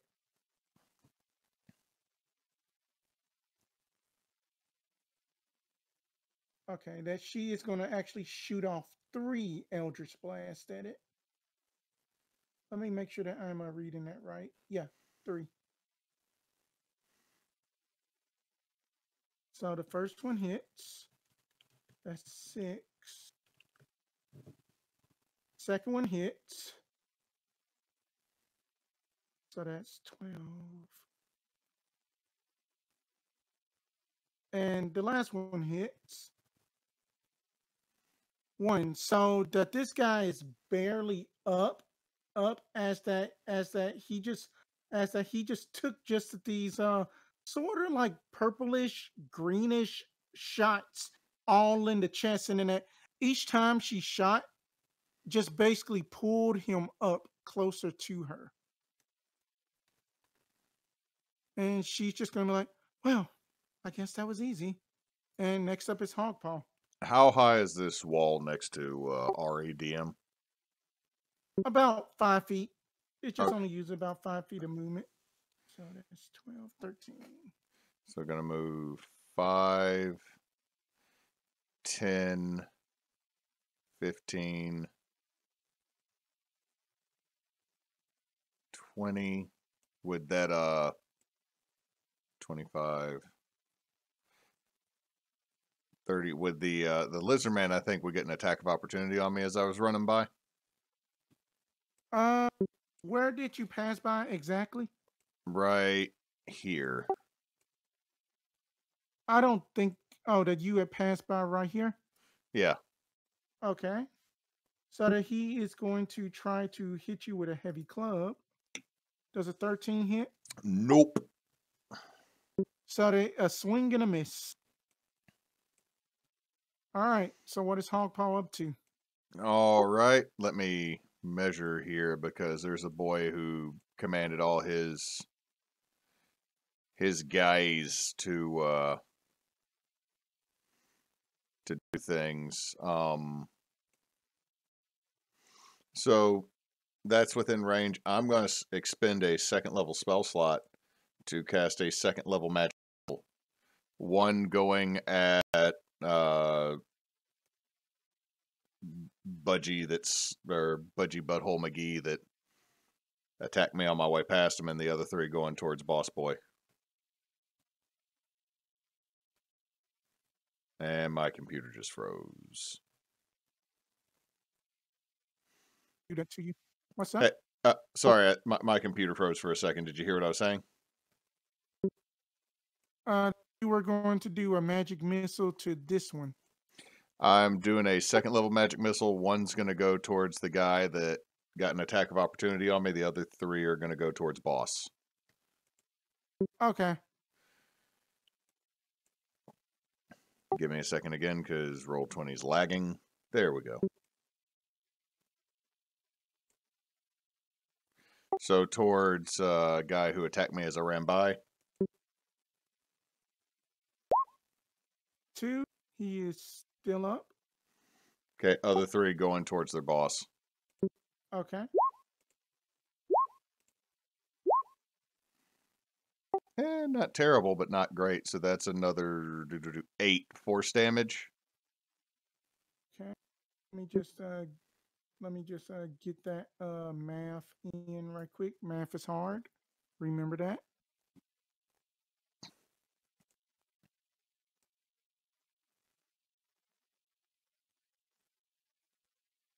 So 8. Okay, good deal, good deal. And that's Okay. the only... I don't got any bonus actions I can use since I used the level spell.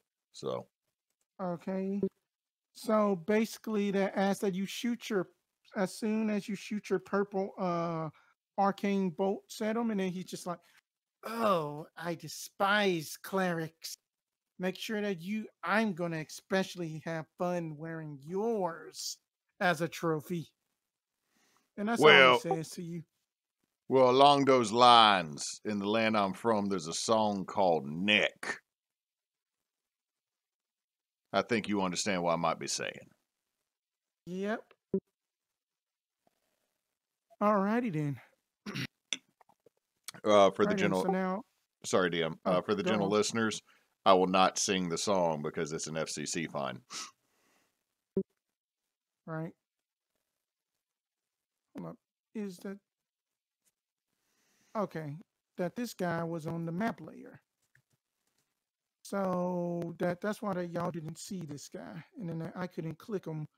So I may have blinded you by accident. My apologies.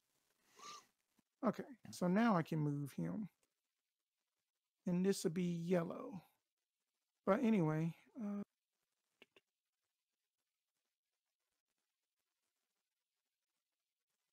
okay. So now it is their turn. And then that this guy is going to come up to Ari. He is just going to stand up and then he gets to do some stuff to you, Ari. That he is first going to try to bite you. Does a 16 hit? Oh. It does. Right. Dude, your damage. Okay, so that's 7 piercing. All right. And he is going to basically try to hit you with his club. Then that a swing and a miss that this guy is not having luck. Alrighty then. Let's see here. All right, Mr. Red is going to come up to TumTums and going to try to hit you with a heavy club.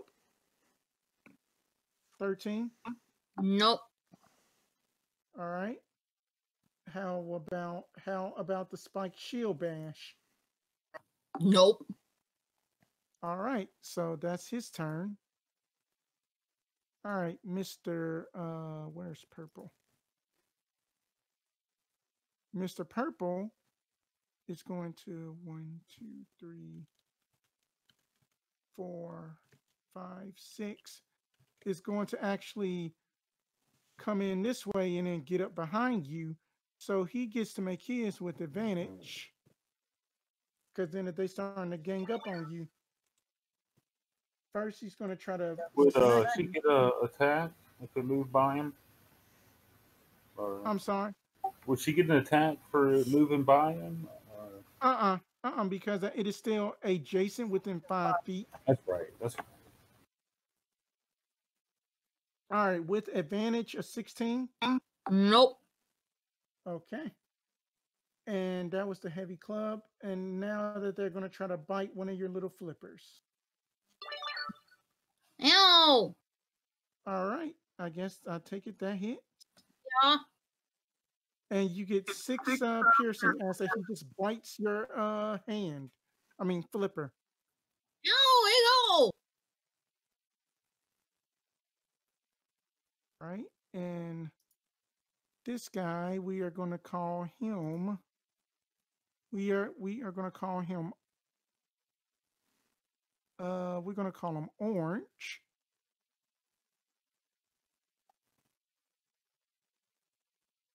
Orange is basically going to dash 1, 2, 3, 4, 5, 6, 7, 8, 9, 10, 11, 12, and basically just be up in front of Hoggpaw snarling, like, or whatever they do.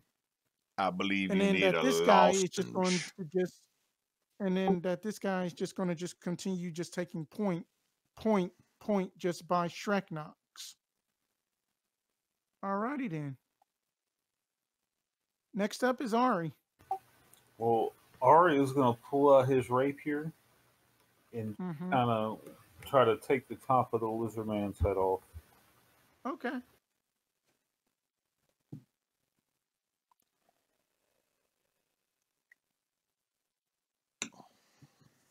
That's a critical hit. Roll that beautiful damage. Nice. How do you want to kill this man? I just want to take off like its brain area, like just cut it. All right, then. So basically, that you just basically definitely just like swap out your crossbow for just your rapier, and then you just basically since that he has swung and missed with his club, I would say you actually parried it, and then you actually just basically done just a little spin, and then just at the return, you basically sliced off his head.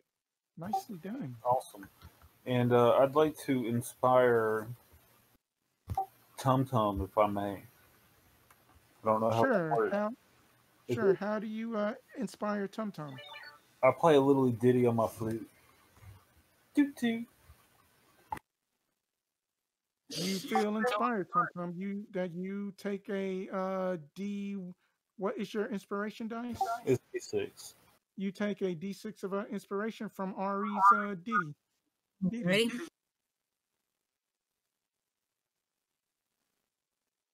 All right, then. Is that the end of Ari's turn? Yeah, I'm not gonna move. I'm just gonna stay here. All right, TumTum, you are surrounded by 2 goons.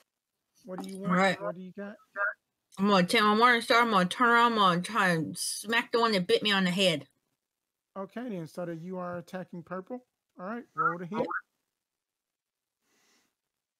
A 12 unfortunately misses, as in that he just ducks out of the way, just like, ha ha ha ha.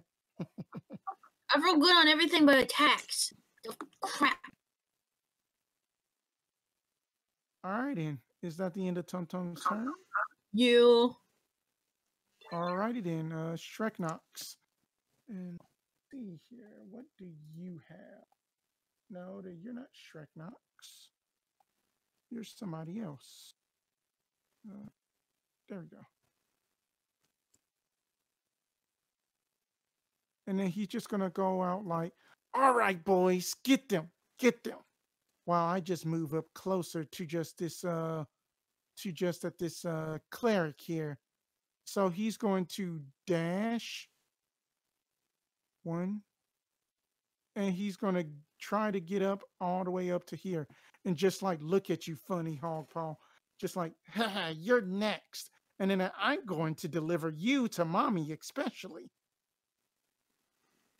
Oh, you're inviting me to a sleepover at your mom's house? That's so sweet. Are we gonna get to make s'mores and maybe tell ghost stories under a blanket? Or are you just gonna wet the bed and then try to blame it on nightmares? I will have you know that I do not wet the bed. That it was just only just that one time, right, Tibbers? Then that the bear gets no response. I was gonna say the teddy bear, that sold ass teddy bear on your hip probably got different stories. Oh, all right, then it is Ashley's turn, and then that she's going to target one Eldritch Blast to this one. Wait, hold on, isn't that the one that Ari just killed? Oh yeah. Sorry, I forgot to delete it.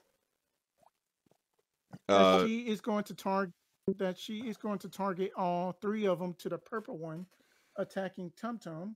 See, DM, don't that just something I've learned with Roll20. Don't delete it. Just move it to the GM level so we can't see it, and then it. I think it's still kind of, or put a death symbol on it. That way, it doesn't remove from the turn order because I have deleted the one in the turn order more than once. Oh, okay. Then that is why I had did the ones up in at the corner, so that way then I didn't have to worry about grouping them and then moving them, because it is that that they are still owned at the turn order. But thank you for that. All right, then. Let's see. Did that Eldritch Blast a hit? That's a 9. I would just do the math afterward. That's definitely going to hit.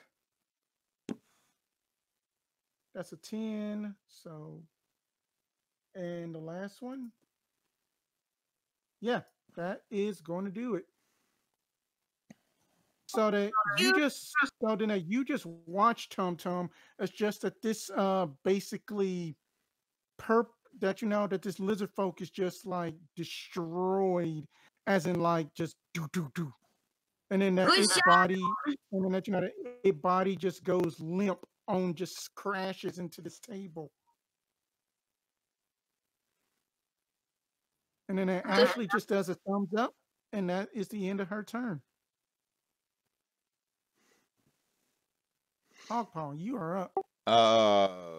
We still haven't made a token for my spiritual weapon yet. I'm going to drop a spiritual weapon next to Teddy Bear Boss Boy. Okay. Okay, then spiritual weapon of the halfling child again. But instead of it being the bladed stave this time, it's going to be a representation of a rather large, lethargic, heavy-set orange and black striped cat that just does not care for Mondays. Okay. You can move your weapon now. Let's see. I was actually going to summon it here. Okay then. Let's see, it's going to take a swipey swipe. Okay. 10's probably going to miss. I do need Boss Boy to make a... Let's see, let me double check. A 10 is going to miss, unfortunately.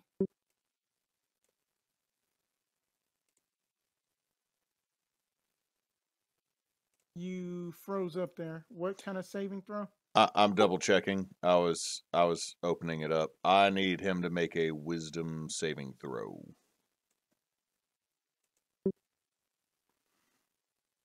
Nope. That's a 6. That's a 6. That definitely fails. So that is hold on.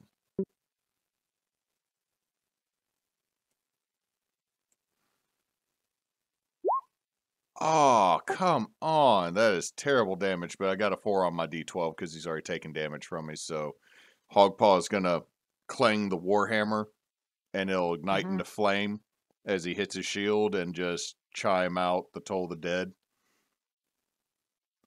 All right. And he's just going to look at the lizard folk. I'm about to take you to church. And then as that, just at the resounding gong, just basically of just at the Warhammers. Okay. Math is hard. Stay in school. I'm going to then back up so I'm not right next to the whirlpool. Let's see that you were here, correct? Yep. Goldie gets a attack of opportunity. Okay. Okay, that's what I just wanted to double check. And he's going to try to poke you with a javelin. 17 gonna miss. Oh, wait. It misses. Ooh. So then you just kind of use your feet. You just kind of use your feline agility to just kind of hop back as he tries to poke you. AC's 18, DM. All right. Good to know. So he goes to boop, and shield denies the boop. All right. Good answer. All right, and it's at the end of your turn. Yes, sir, it is. All righty then. Then it is back up to them. around the horn. Okay, that this guy's dead. Wait, what happened to a green one? Should be a green. Oh, wait. This one tried to move closer. So, oh well. That this guy, he uses up all of his movement to try to get closer to you, but then he doesn't do anything. So that was 1, 2, 3, 6, 7, 8, 9, 10. So he moved back one, but he's standing in the fire. So he's going to take some bit of damage because he's stupid.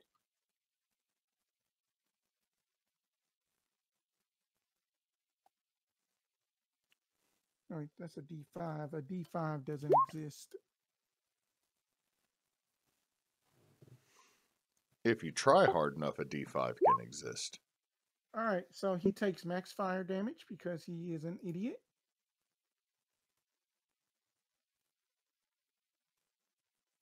And he's just like, ooh, hot, hot, hot, hot.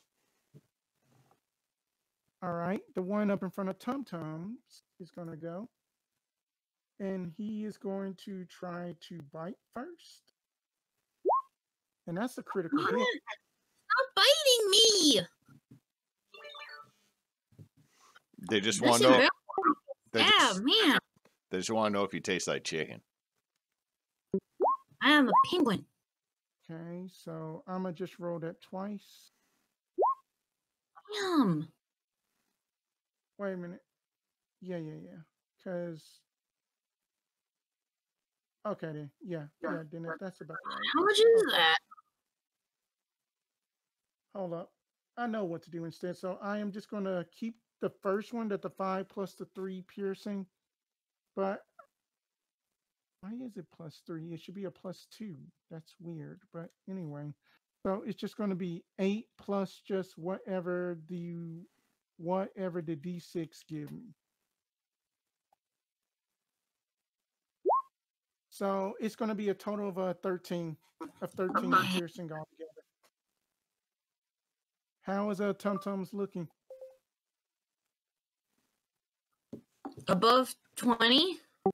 Okay, then that was the first attack. Now it's time for the second attack. And then then the lizard man is going to try to hit you with the heavy club. And that's going to miss. All right. So yellow here is going to move up to Hoggpaw and going to bite. 19 will hit. 19 is going to hit. That is 6 piercing. Oh, wait a minute. I apologize, TumTum. Take back 5 because I just realized that that's 5 plus 3. That was the crit damage included. So then it only did 8. Okay. I just read it wrong. That was my fault. So you regain 5 hit points. Okay. I'm back up to 30, so I'm doing okay. Okay. There we go. Okay. So you take 6 points of piercing as he bites onto you, and then he's going to try to hit you with his spiked shield. And that spiked shield misses. Yep, and 8 will miss. All right, and we also got this boy who is going to 1, 2, 2, 3, 6, 7, 8, 9, 10.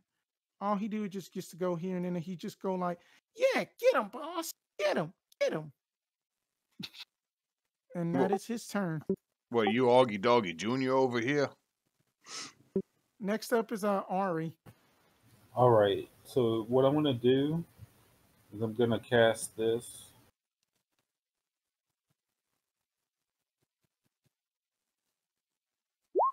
Ooh.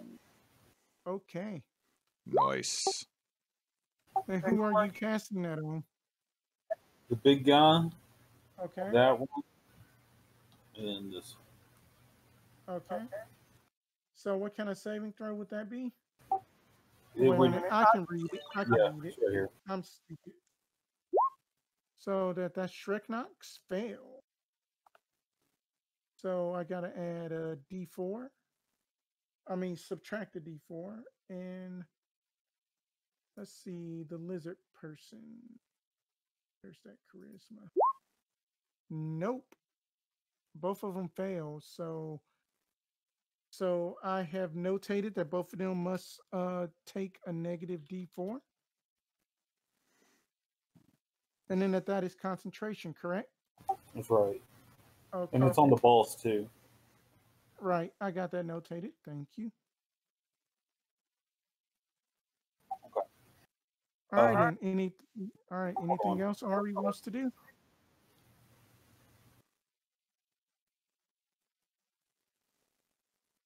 I'm gonna cast. How are you doing, TumTum? That I can see.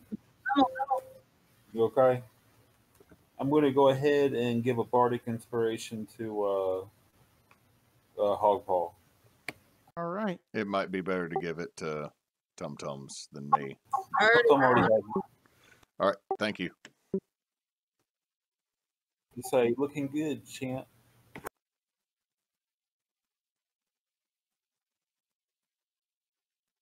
Then you take that D6 of inspiration, Hog. Okay. Okay. Next up is that the end of Ari's turn? Yeah, it is. All right. Thank you. TumTums, you are up.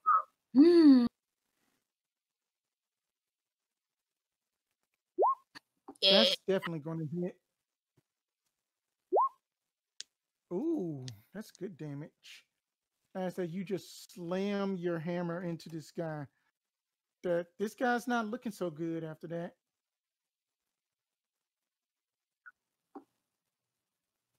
All right. Wait, I have to hit another creature with sweeping attack. Never mind. Yep, that's all I got. All right. Alrighty then. Does TumTums boof it on the snoot? I boop him on the head. So TumTum just like jumps up and just go like whack on the head. I am trying to be a little bit quieter because of our noise curfew just started. Y'all have a noise curfew? Yeah, 9 p.m. Yeah, we live in an apartment complex. Oh, I think it just started sleeting over at our house again. Checked outside yet. But anyway, then it is Shreknox's turn. Now he's going to be like, oh, kitty cat, this is about to be fun. So he moves away from your spiritual weapon. Damn you, spiritual weapon, for not getting an attack of opportunity. Sad halfling and then child. He is up in your face.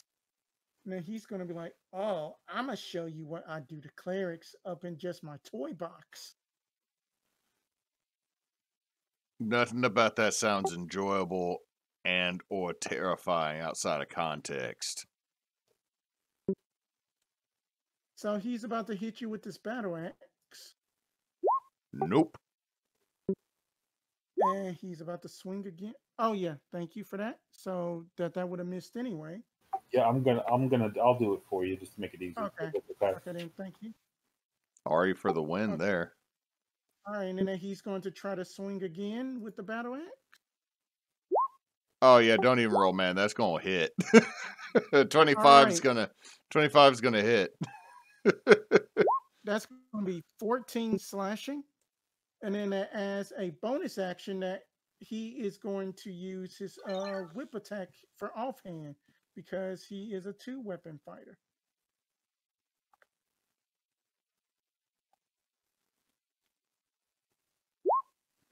All right, let's see what that D4 is going to do. Yep, that's still gonna hit. Can I use cutting words on him? Huh? Can I use cutting words as a reaction? Sure. I'm going to say your whip looks like something a sissy would use. So that is... that'll be -6, so that'll miss. Yeah, that's a miss. Thank you, Ari. Ari for the win. He's just gonna be like, what? He just go like, oh. All right, and that is his turn. Next up is Ashley's turn. All right, and that she is going to move up to here, and then she's going to be like, oh, you fickle creature, you. And then she's going to shoot those Eldritch Blasts at this creature.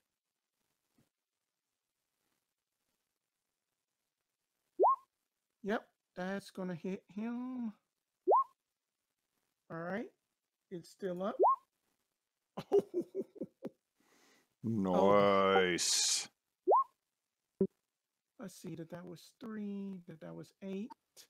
31? It's still up. Plus 11 on here.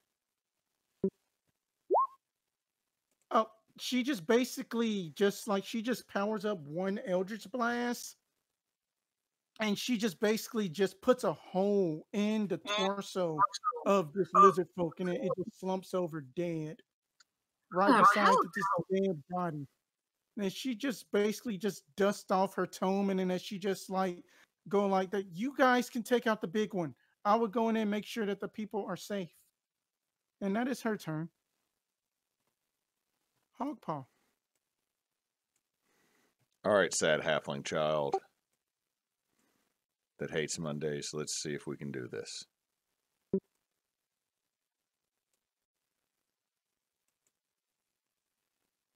That is a 24 to hit. That's definitely going to hit. That's definitely going to hit.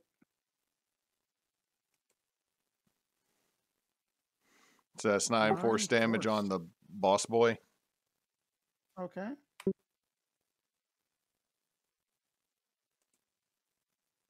Okay. And see, I'll expend my last second level spell slot to do 4 more magic missiles on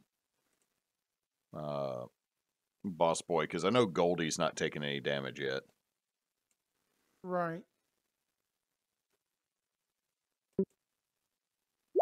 3, 8, 11, 16 force damage to this guy right in the chest. To Shrek Knot. Okay. Hoggpaw's just going to hold the Warhammer right, point it right, boop him in the chest plate, and then just fire off all the magic missiles straight into his chest. Ooh, I like that. And he just takes it on like a champ, oh, shoot me more with that so I can get on you. Yeah, he's pretty creepy. See, you've already been talking about mommy. I was afraid you're about to call me daddy, and that would just be really weird for the rest of this evening. Don't worry, chat, that I am not this creepy. That it is just a Borderlands reference. That's what I based this guy off of.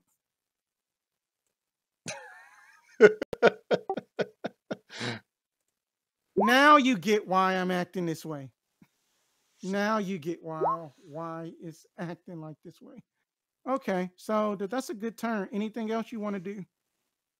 I can't do too much else at this moment because moving's double attacks of opportunity. Mm-hmm. So Hoggpaw's going to hold the line. Okay. Okay, then top of the round. Okay, then that this guy. Let's see, 1, 2, 3, 4, 5, 6, 7, 8, 9, 10. Okay, that this guy can only just move up to here. And I believe that it's just golden and yellow left, correct? It's gold and highlighter yellow. I was about to say, oh shit, a highlighter just ran up in here. What is a highlighter? Wait, is there another dude in the bush, or is that just your token holder? That is just the token I got for the initiative tracker. So then that's how I'm able to just delete them without the turn order getting out of whack. So that's why you see 2 boss boys. Cool. Okay.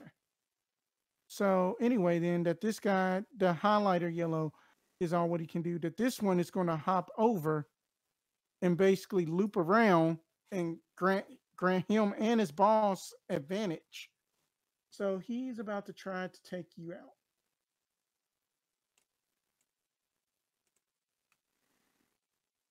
So many creatures up, y'all, but y'all are doing good in this fight. He's going to try to bite you. Bite misses. 15's miss. Club. 10 misses. That's definitely a miss. As that his heavy club, he tries to go for a swing, but his heavy club drops out of his hand, and then it falls into the quicksand. Oh, I'm sorry, little lizard man. That's pretty rough right there. Just watching it sink down slowly. I'm glad you didn't hit me and all, but that is sad. How long did it take you to make that club? It took me about 3 seconds. I just made it from just this halfling lady's bone on her leg. How'd you make a great club out of a halfling's leg?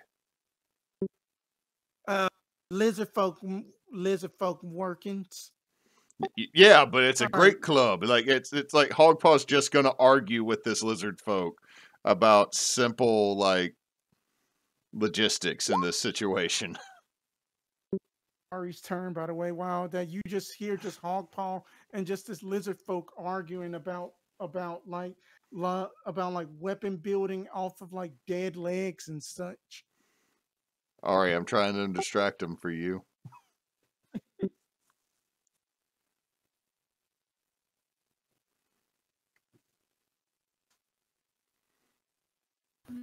What now? It is your turn, Ari. So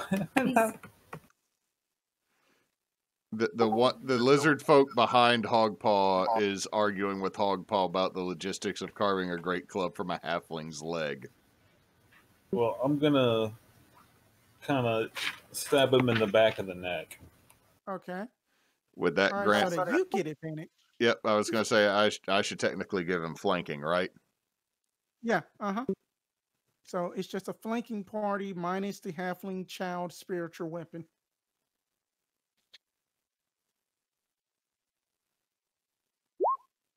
That's gonna hit.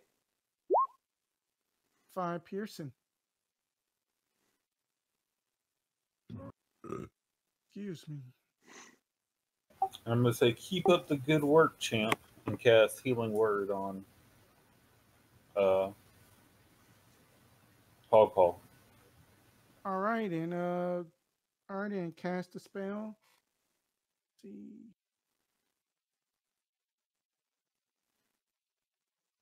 I mean that math was my best subject, but like D&D math is like so many numbers.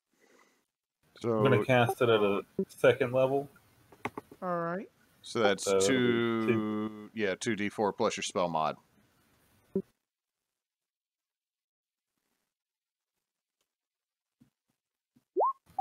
So you heal for 6, Hoggpaw. All right. How are you looking, Hoggpaw? Hoggpaw is above half. He's still good. Okay. All right. Anything else Ari would like to do? No, I'm good. I'm just gonna stay here. Okay, TumTum, what are you going to do?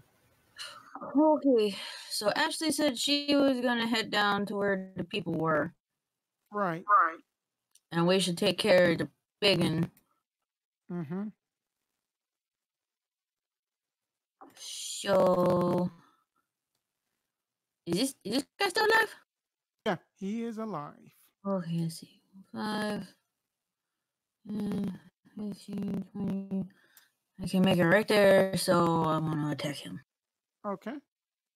Sounds good to me. That's definitely gonna hit. Roll damage. Whack. 9 piercing. He is still up, but he is looking pretty hurt.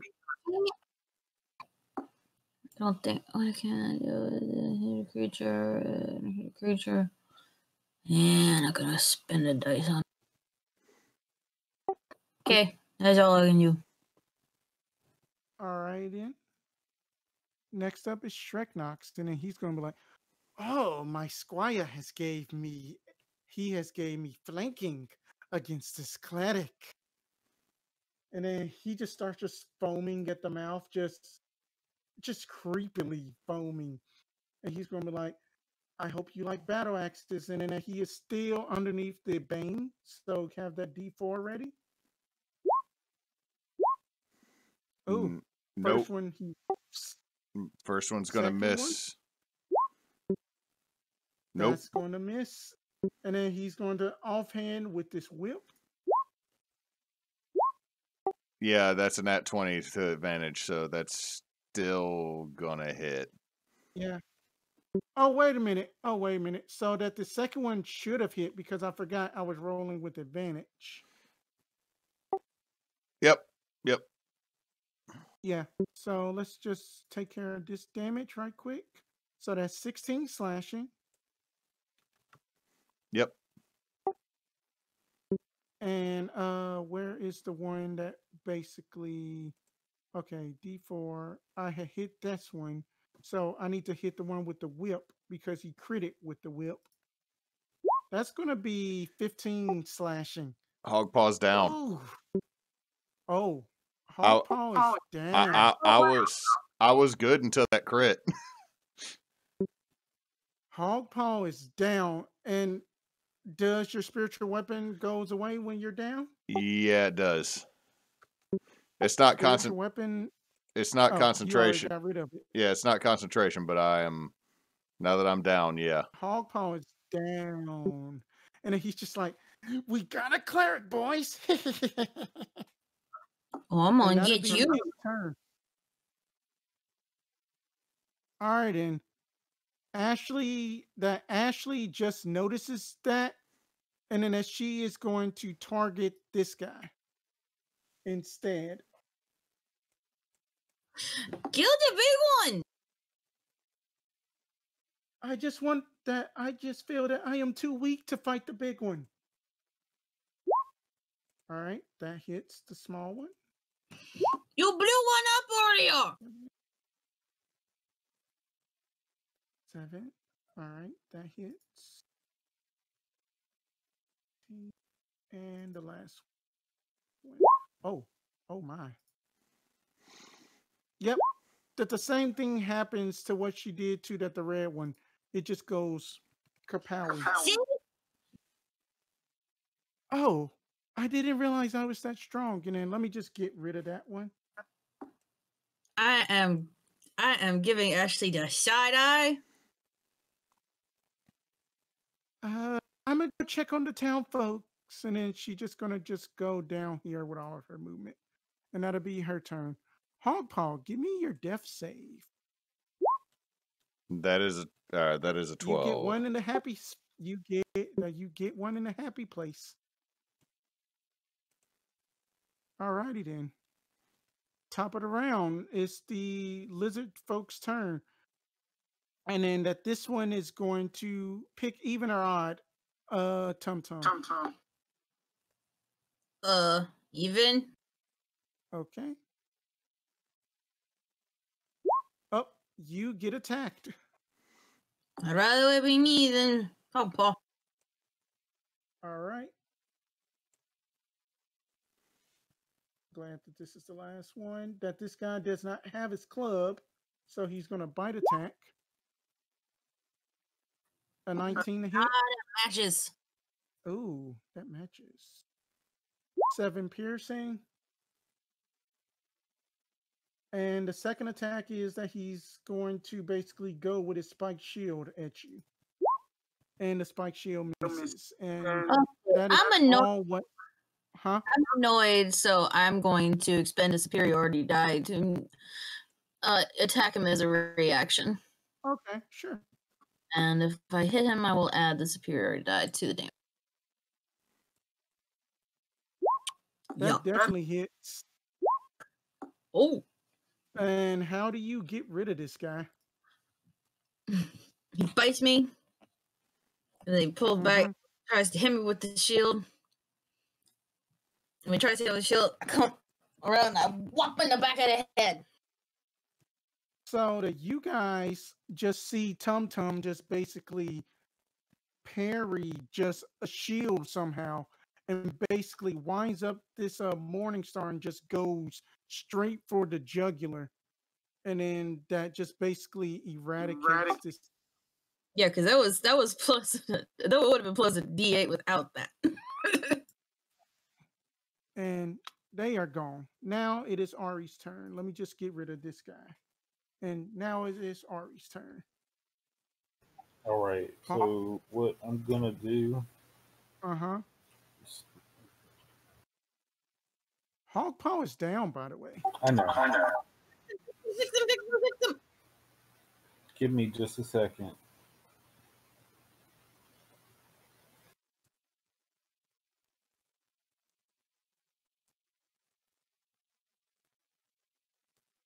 All right. What I'm gonna do is I'm gonna move right here. Can I still see him if I move right here? Yes. Okay. And right. I'm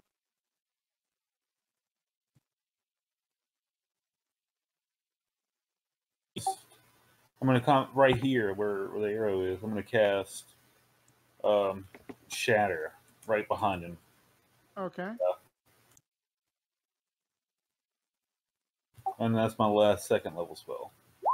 All right. Shatter, I need to make a Constitution saving throw. Oh, that this is this man's bread and butter. Let's see if he... But he still has Bane. No, wait a minute. Bane...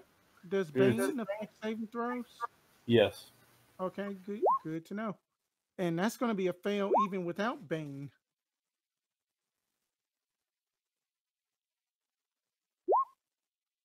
Ooh, 15. That's some beautiful damage. So that you just watch as just basically that, Ari just basically just does just a ditty, and then just at this loud thundering sound just comes down right behind Shreknox. And he is basically such a stone, inorganic crystal stone. And then that he basically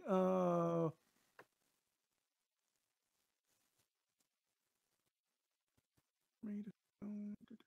So he actually, that this stone bridge right here made a limestone crumbles, and then I need you to roll me an additional d6, Nate, if you would, because then he kind of falls down a bit. Hey, damage, 16. That's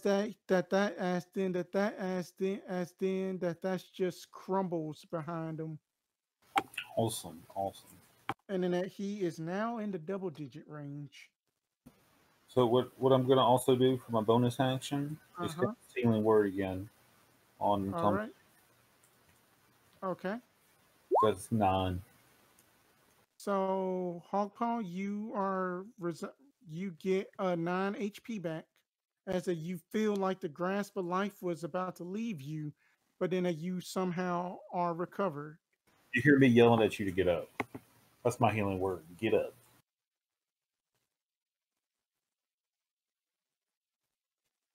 Very good turn. Is that the end of Ari's turn? It sure is.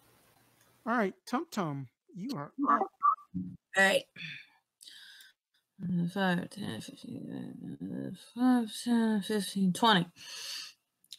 Well, here. I'm going to try and smash him on the head. All righty then. That's going to miss.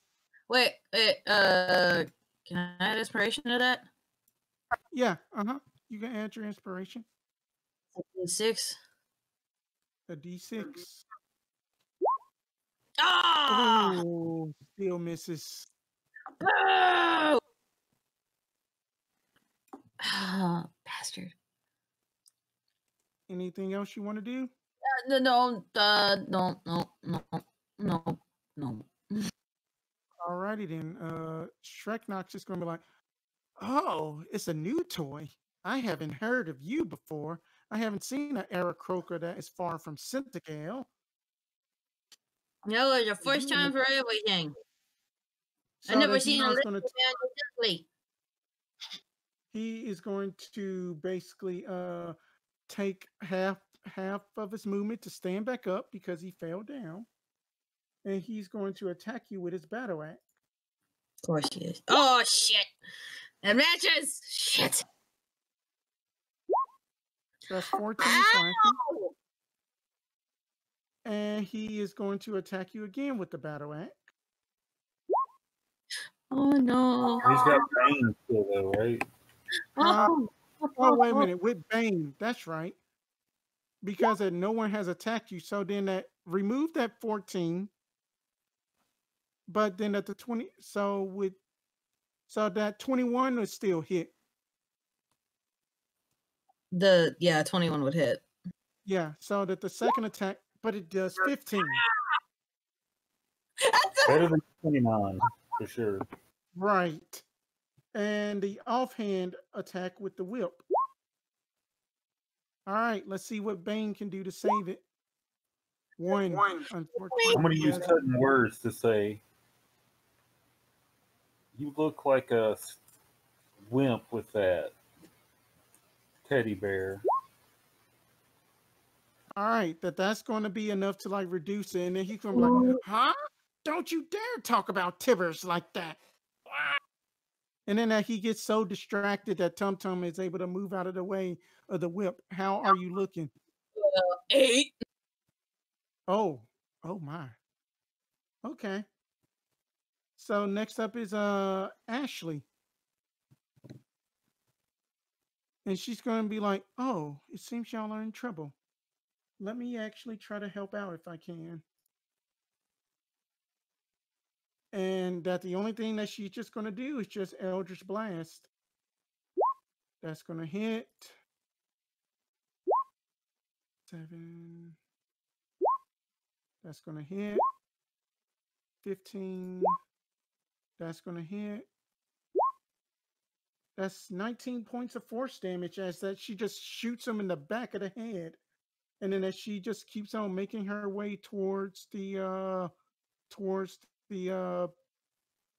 cries of help. And that'll be her turn. So I said 19. All right. I will do the turn order in a bit. Just let me do this right quick. He is looking pretty not super wizard. Huh? What's up? Why did she mention being a wizard? Yeah, she did mention being a wizard. I think she full crap. All right, Hoggpaw, you are up. How's TumTums looking?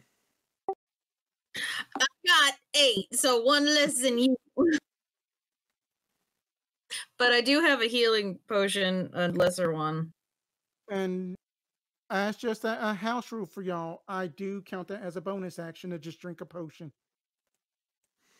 Bonus action healing word to TumTums as Hoggpaw stands up. Yourself! How much is it? 5. 5. Hoggpaw's then going to move behind Lizard Boy and take a fiery hammer smack. Okay. Roll with advantage. 21 will hit. That'll hit. Roll damage. 5 bludgeoning, 5 fire. Okay, so that's 10. He is now past the bloody mark. Even though that is not a thing, that he is looking pretty bad right now. Ari, keep TumTums up. He is still up. Keep TumTums up, Ari. Okay. All right, it is top of the round. Ari.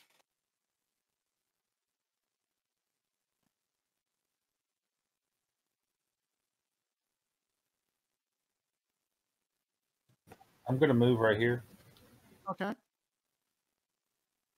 Movement, I can't quite get to TumTum, but I'm going to go ahead and just shoot the guy with my crossbow. Okay. That's fine.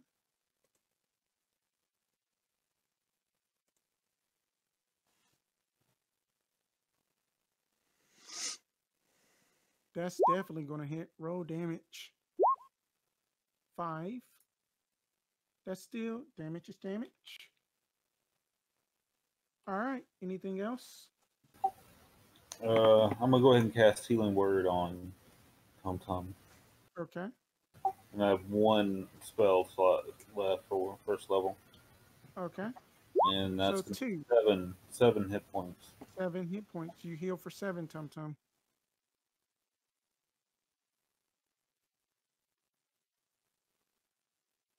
Okay. Is that the end of Ari's turn? Yeah, that's it. That's all I can do. Okay. TumTums, you are basically got this thing cornered with Hoggpaw. So what do you got? I'm gonna chug that lesser potion first. What is that? 2d floor? 2d4 plus 2. 2d4 plus 4 plus 2.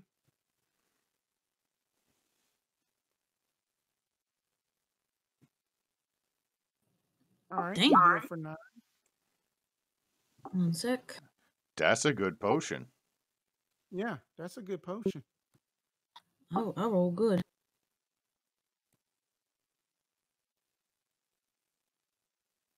Okay, and I have advantage since Hoggpaw is Flanking. Mm-hmm. yeah. Aha! Nice. Ooh. As that you basically just jump up and then you just smack him dead on the shoulder. That you feel like that you are beating this man up. He's still up. He is still up, but he looks bad and broken. Okay, with his superiority die, I'm going to attempt to disarm him so he drops him. Let's see. Right. Make add a superiority die to the attack's damage roll, And then and makes a strength saving throw. That would be doubled as well. So double the superiority die damage. And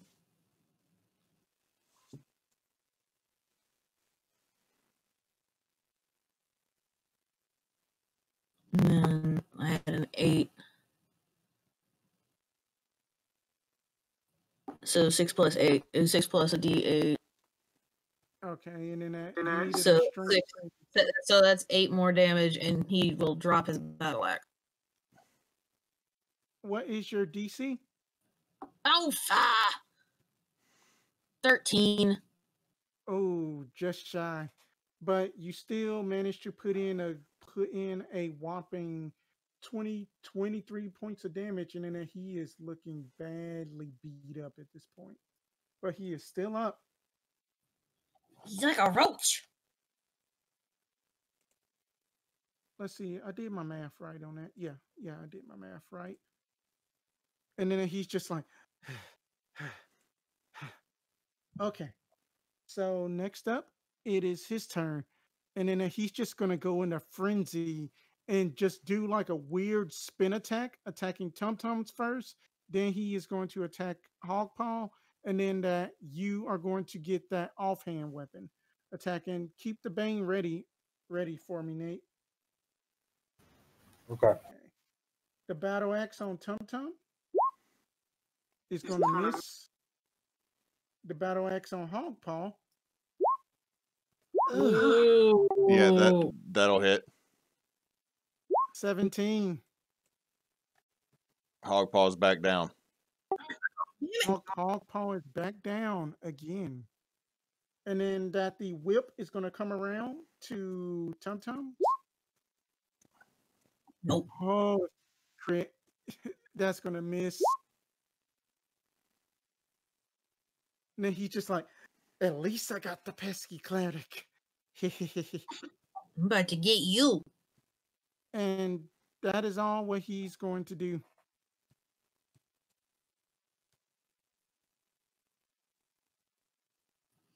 Hey, not lady, help!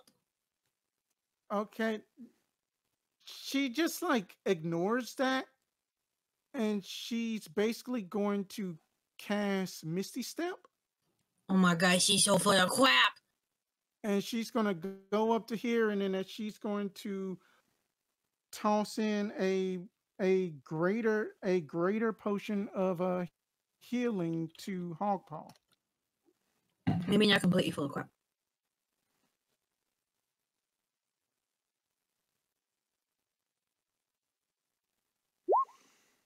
So you are healed up for 15.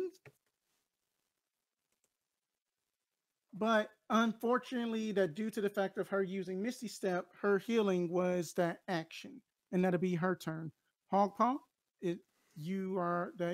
now that you just get a breath of fresh air after just being knocked down again. Hit him! Hoggpaw's gonna stand up. With advantage. With a 19. That will hit. 6 bludgeoning, 2 fire. All right. He is still up somehow. Going to use my bonus action to make a light attack and claw this guy. Okay. Rolling my inspiration. Inspiration for the night. Okay.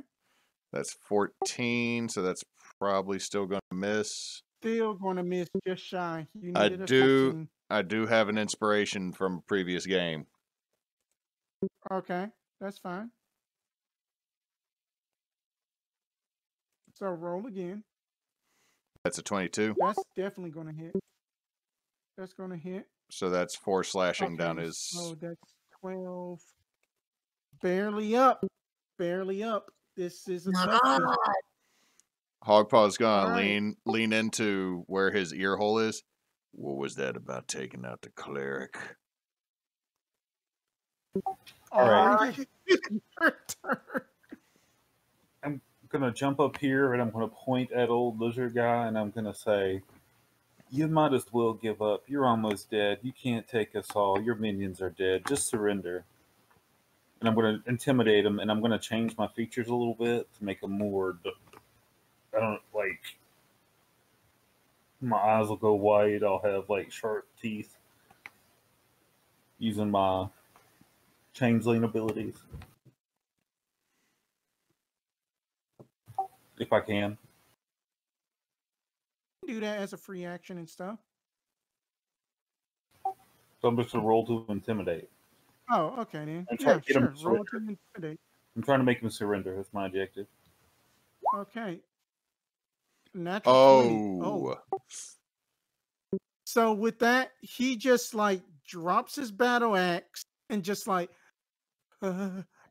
stop, mommy. It's gonna be okay. It's little Shreky. It's gonna be okay.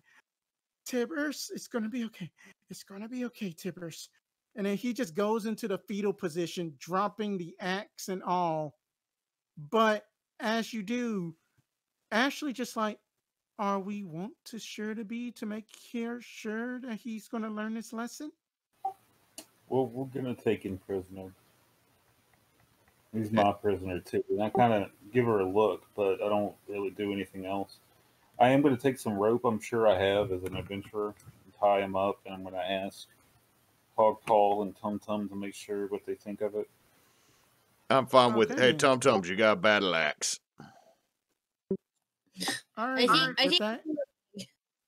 all right, and then at that, I believe that we have more pressing matters of the halflings that are scared. I don't know how you say this, poopless. Yeah, let's go save them. Y'all go do that. I'm gonna have a conversation with our lizardy friend. All right. Okay. And I'm gonna go with Ashley to. Right. Okay. So then we are officially out of combat. Okay then. So who wants to go first? Hoggpaw or y'all? Let Hoggpaw go first. All right then, Hoggpaw, what do you want to say? After that, y'all just tied him up and then stripped him of his stuff. Hoggpaw's first thing he's gonna do is cast a Cure Wounds on himself. Okay. All right. So that's a whopping 5, back to half. And Hoggpaw's going to sit down on a rock across from our lizardy friend Mm-hmm. So who's your mama? My mom is the great Isawald, or else Isabel. She lives up in the swamp in Uno Nebla that I just located to the desert because Dad said that he likes the desert. I'm trying to be like Daddy, but I'm so much of a mommy's boy. Give me an investigation check with advantage. Hoggpaw. That's not going to work with a 5. Actually, it does. Surprisingly enough. So with a 5, that you barely just catch a glimpse of like a piece of parchment that's kind of like tucked away inside of the stuffing of the bear that he kind of uses as like a little pocket for you know what or whatever is in there.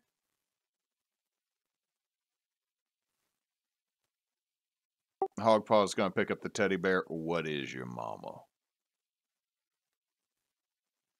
That she is a very nice lady. Lady, I swear that that's just a shopping list and something else is in there. Uh, uh, Now, Gribby, you're not lying to me now. Tried to kill me. Don't try to lie on top of it. That is just the worst thing you can do. I'm going to pull the parchment out. All right. That you notice that the parchment has the symbol of basically like imagine like a dragon facing to the left, but it also has a mountain kind of like blending into its wing. So it's kind of like a dragon's head facing to the left with just that the wing is kind of like forming like the outline of a mountain. You recognize this as the logo for Cornavia. I mean the crest of Cornavian lands. You from Cornavia, lizardy boy? I am not from Cornavia. I swear that I was just told to just burn and just ransack sanctuary, or should I say Sebo? That this town has already been destroyed once before. Lie to me. I will straight up throw you in that quicksand and watch you drown while I pray to my God for forgiveness for yourself. Don't lie to me. I swear, it's the truth. It's the truth. I mean that that those orcs just came by and just said to just like destroy this town. Orcs? Tell me about them. Yeah, that they were having the same symbol as that parchment. Then that they just saw us just like raiding a poor traveler. And then that they just said to just basically go in there and raid this town. They'll handle the rest. They didn't tell you why? Why no? I just accepted the payment and me and my boys, we went to this town last night. Where's the payment? Well, right here. And then you basically, it is apparently the teddy bear doubles as a bag of holding somehow. It just has like a own pocket dimension. And then it is 50 gold. I mean, no, wait, not 50, 500 gold. Okay. Last thing. Inside of that, the mangled teddy bear, you find a hunting trap and a used explorer's pack, a head of a giant cobra, and 500 gold, along with just the whip and the hand axe. So you have virtually disarmed this man. Now, let me ask you a very serious question here. What god do you worship? I am atheist. I don't believe in that foolishness. You don't believe in a god. Is that what you tell me? No, that I just believe up in mommy. She is my one true God. Well, that just means that you said your mommy's your God. Hold on. Is your mommy like you? No, that my mom is very smart. I'm just stupid. Stand up. He stands. Walk in front of me. We're going to go He visit some walks in people front. real Where quick. are you leading him? I'm going to lead him to where all the scared people are. Okay. Meanwhile. But I'll wait till they're done before I bring him in. Well, okay. I'm going to just go untie everybody. Okay, then. So even though then that's not like 30 people, that it's just imagine like 30, just like 30 scared halflings. Yeah, I'm gonna take my dagger out and I'm gonna start cutting people free. Okay, then that y'all are official out of chapter 3. I need to pull up chapter 4 for just this little bit. How are we looking on time, by the way? Is everyone good? Do you wanna start back here? Or I mean, we should finish Spencer before we would end for the night, or we can kind of like finish off at this last little bit here. Okay. All right. Yeah, because I am just mainly just like asking for y'all that I can go for another hour, but if y'all want to call it at like 10:30, we can. Yeah, we could probably call it 10:30. Okay, then good deal. So after that, you just get done just untying them. Then they're just like, thank you, but I'm afraid we had lost our mare, Emily, but we just have her little sister. And then you just see like a tiny halfling that is like, who had got the finish? Wait a minute. Oh, wait a minute. Then y'all made him surrender. But she's like, oh, I like you. I am going to dress up like you, mister. And then as she just looks at Ari, my name is Little Emmy. Big Emmy, that Big Emmy is busy napping over there. And then you just see just basically just like a body that is like on like a stretcher that is basically like with just at the cover over it, that they haven't broken news yet to this little girl. Oh, well, I'm like, how about we go outside and get some fresh air? What's your name? I'm Ari. So, pleased to meet you. What's up?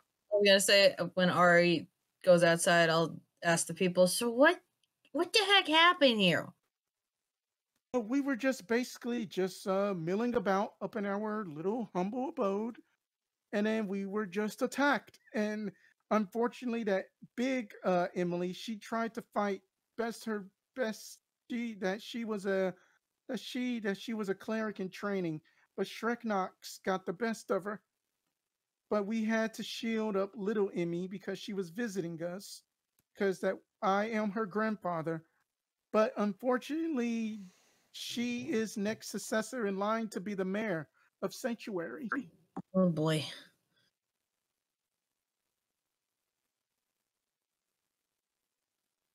But we do thank you that we don't have much to offer, but we do have this treasure chest in the back. Just take it.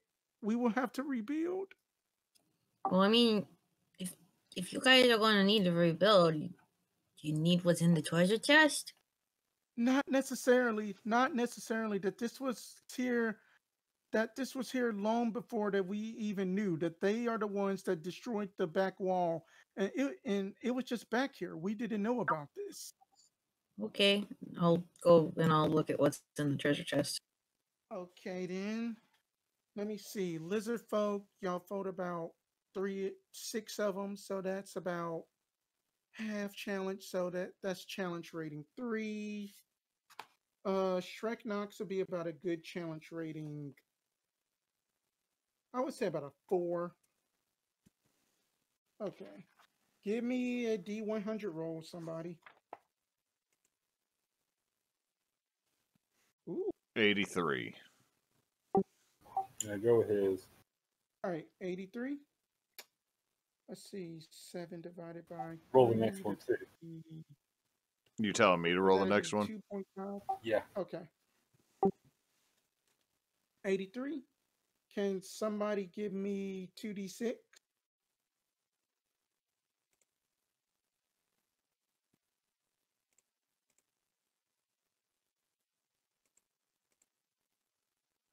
Okay, thank you. 6. So that's that. Can somebody give me a d4 roll?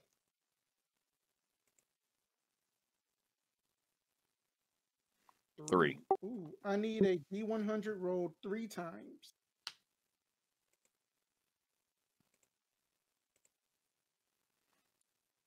Okay, thank you. Okay then.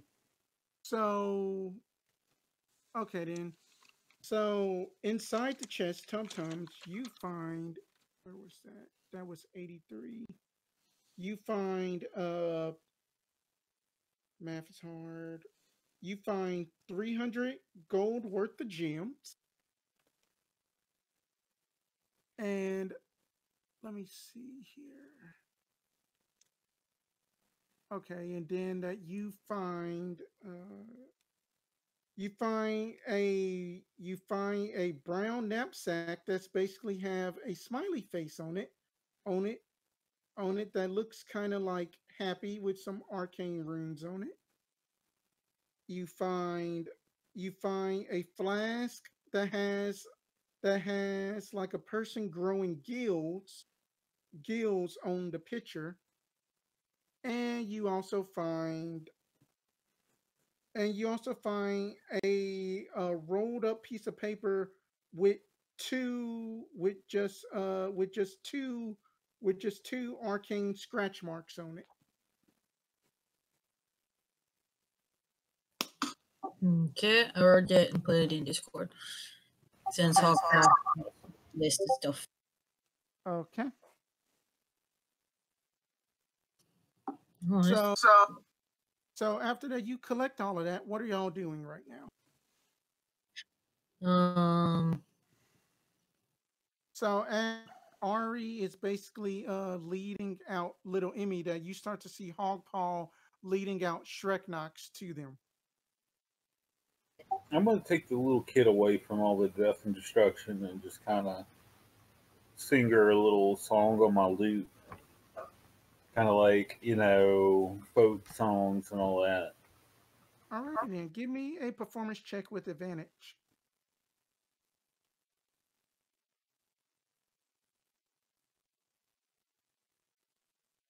You sing as if that you was like Phil Collins, and then it just basically eases her mind. And the whole town actually like listening in, and then that they're just like, this is so dreamy. And then that they're just more at ease. Are the rest of these? Sorry, go ahead, TumTums. I just want to know what Ashley was doing. Ashley is just basically just kind of like off to the side, like talking to some people, just making sure that they are not hurt or injured. Okay, I'm gonna go up to her, but Hoggpaw can finish what he was gonna do. Are most of the adult survivors still in this building? Yes. Hoggpaw is going to shove our lizard friend through the front door of this building in there. All right. Okay. Oh, no. Here's the situation there, Mr. Lizard Man. You are a representation of chaos, the wild, not civilized, not cities. That's an abomination to my deity. So, to the good people of Sanctuary, grab something that you feel safe holding and that has a weight that might crack a bone. Now, Mr. Lizard Man, before I let them take their revenge on you for what your ilk has done, what else can you tell me about those that sent you here? You told me your mommy, you told me some orcs, but I got a feeling there's a little bit more in this situation.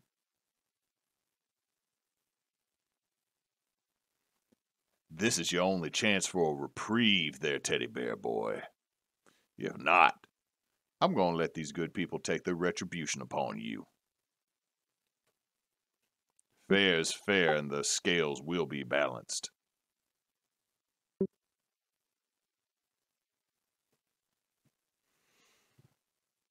I still don't know the whisper command, but y'all did not see that.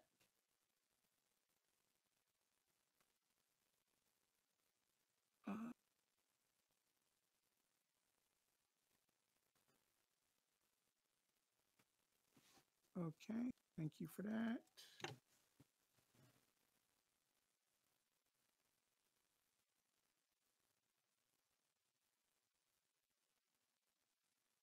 Ooh, ow. Okay. So this is how the scene plays out. Double ones. That sucks. But anyway, this is how the scene plays out.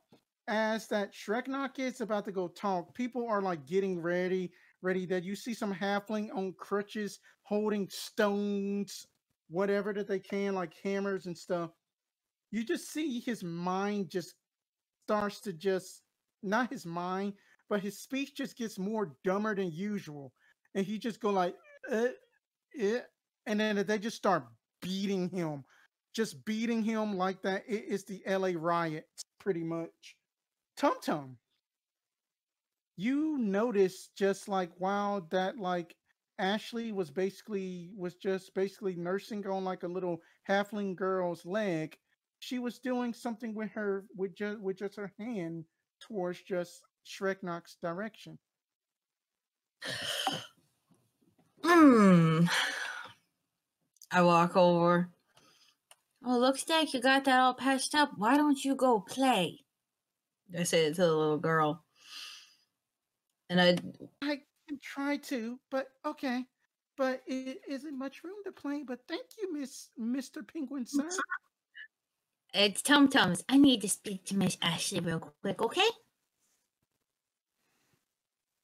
Finally. Oh, thank you. You are ever so kind on the touch. All right. Yes, TumTum. I'm not hitting. I have my morning star. I'm not hitting her. I'm gonna kind of gently tap her hand with it that she was messing with. I said, "What were you doing there a second ago?" That I was just I just did not want to hear him spout out any more foul language to just basically assault the children with just that kind of goes against what Hoggpaw asked him to do before they beat him senseless. So that was a little bit out of turn. And I have one other question. And I'm gonna just kind of lean over. How can you do Eldritch Blast if you're a wizard? Don't wizards know Eldritch Blast? No, they don't. Let's see right quick. I'm just checking just to be sure. Not trying to, like ruin the scene because as far as I know, no, I've never seen a wizard. We could go ask Fizzle. Ooh. I think it depends on the subclass and feat.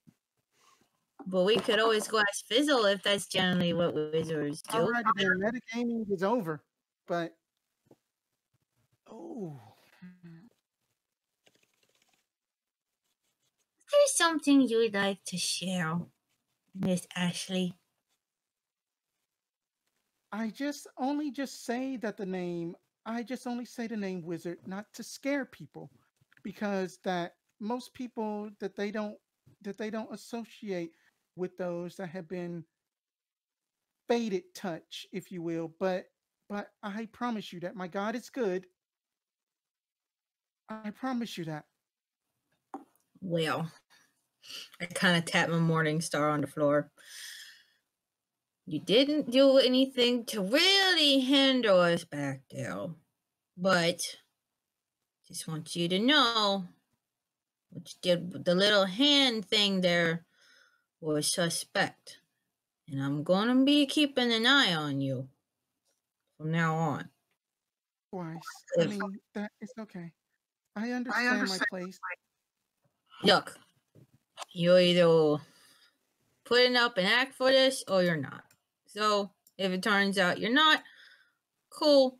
I'll apologize later. If you are, and anything happens to my friends, we're going to have a bit of a scramble. Yes, sir. I understand. I will just not act out of line again. I want to roll an empathy check. You want to roll an empathy check? What? I want to not empathy, insight. I was like, whoa, what? I'm thinking of fate is empathy. I'm gonna roll an insight check to see if Ashley's full of crap. I don't think she's full of crap, but I still don't trust her right now. Okay, we're not gonna have a problem. Come on, there's no problems, that's all. Okay, and I'm gonna shoulder a warning star and turn around and walk back the other way. All right, then, and then with that, we will end tonight's session of Action Impact, some strife, and then I will have Miro Raven close us out. Thank y'all for watching, folks, on this chilly evening here in Louisiana for us. Glad the internet held up. Want to thank Ninjaspence for running the game. This was a ton of fun. Got to do something that I haven't done in a while, which is death saves. That was awesome. So again, thank you, Spencer, for running the game. Thank everybody for playing. Thank y'all for watching. We'll be back with Holy Winds on Monday, and for the foreseeable future, we will run the Revenge game on Thursdays. And I will turn it over to my lovely wife to give us our sign off. Thank you for joining us tonight. I'm glad you came. Follow us on Twitter at bonus_team. Find us on Facebook, Team Bonus Action, and also on YouTube, where we have posted a whole lot of our adventures you might have missed in the past. And before you do that, let me plug something. Be sure to follow my Instagram. All I do is post stuff I paint. It's Nate, Nate, Paints Warhammer. You can see this miniatures I paint. It's my hobby. I've almost got 300 followers. You could be the 300th. Sorry. Yeah, it works. Make sure to follow Nate as well. Keep Texas, Louisiana, and the South in your thoughts and your prayers. See if you can help out if you can. And as Knox likes to say, don't let you meet yo. Night, everybody. Good night, everybody. Night.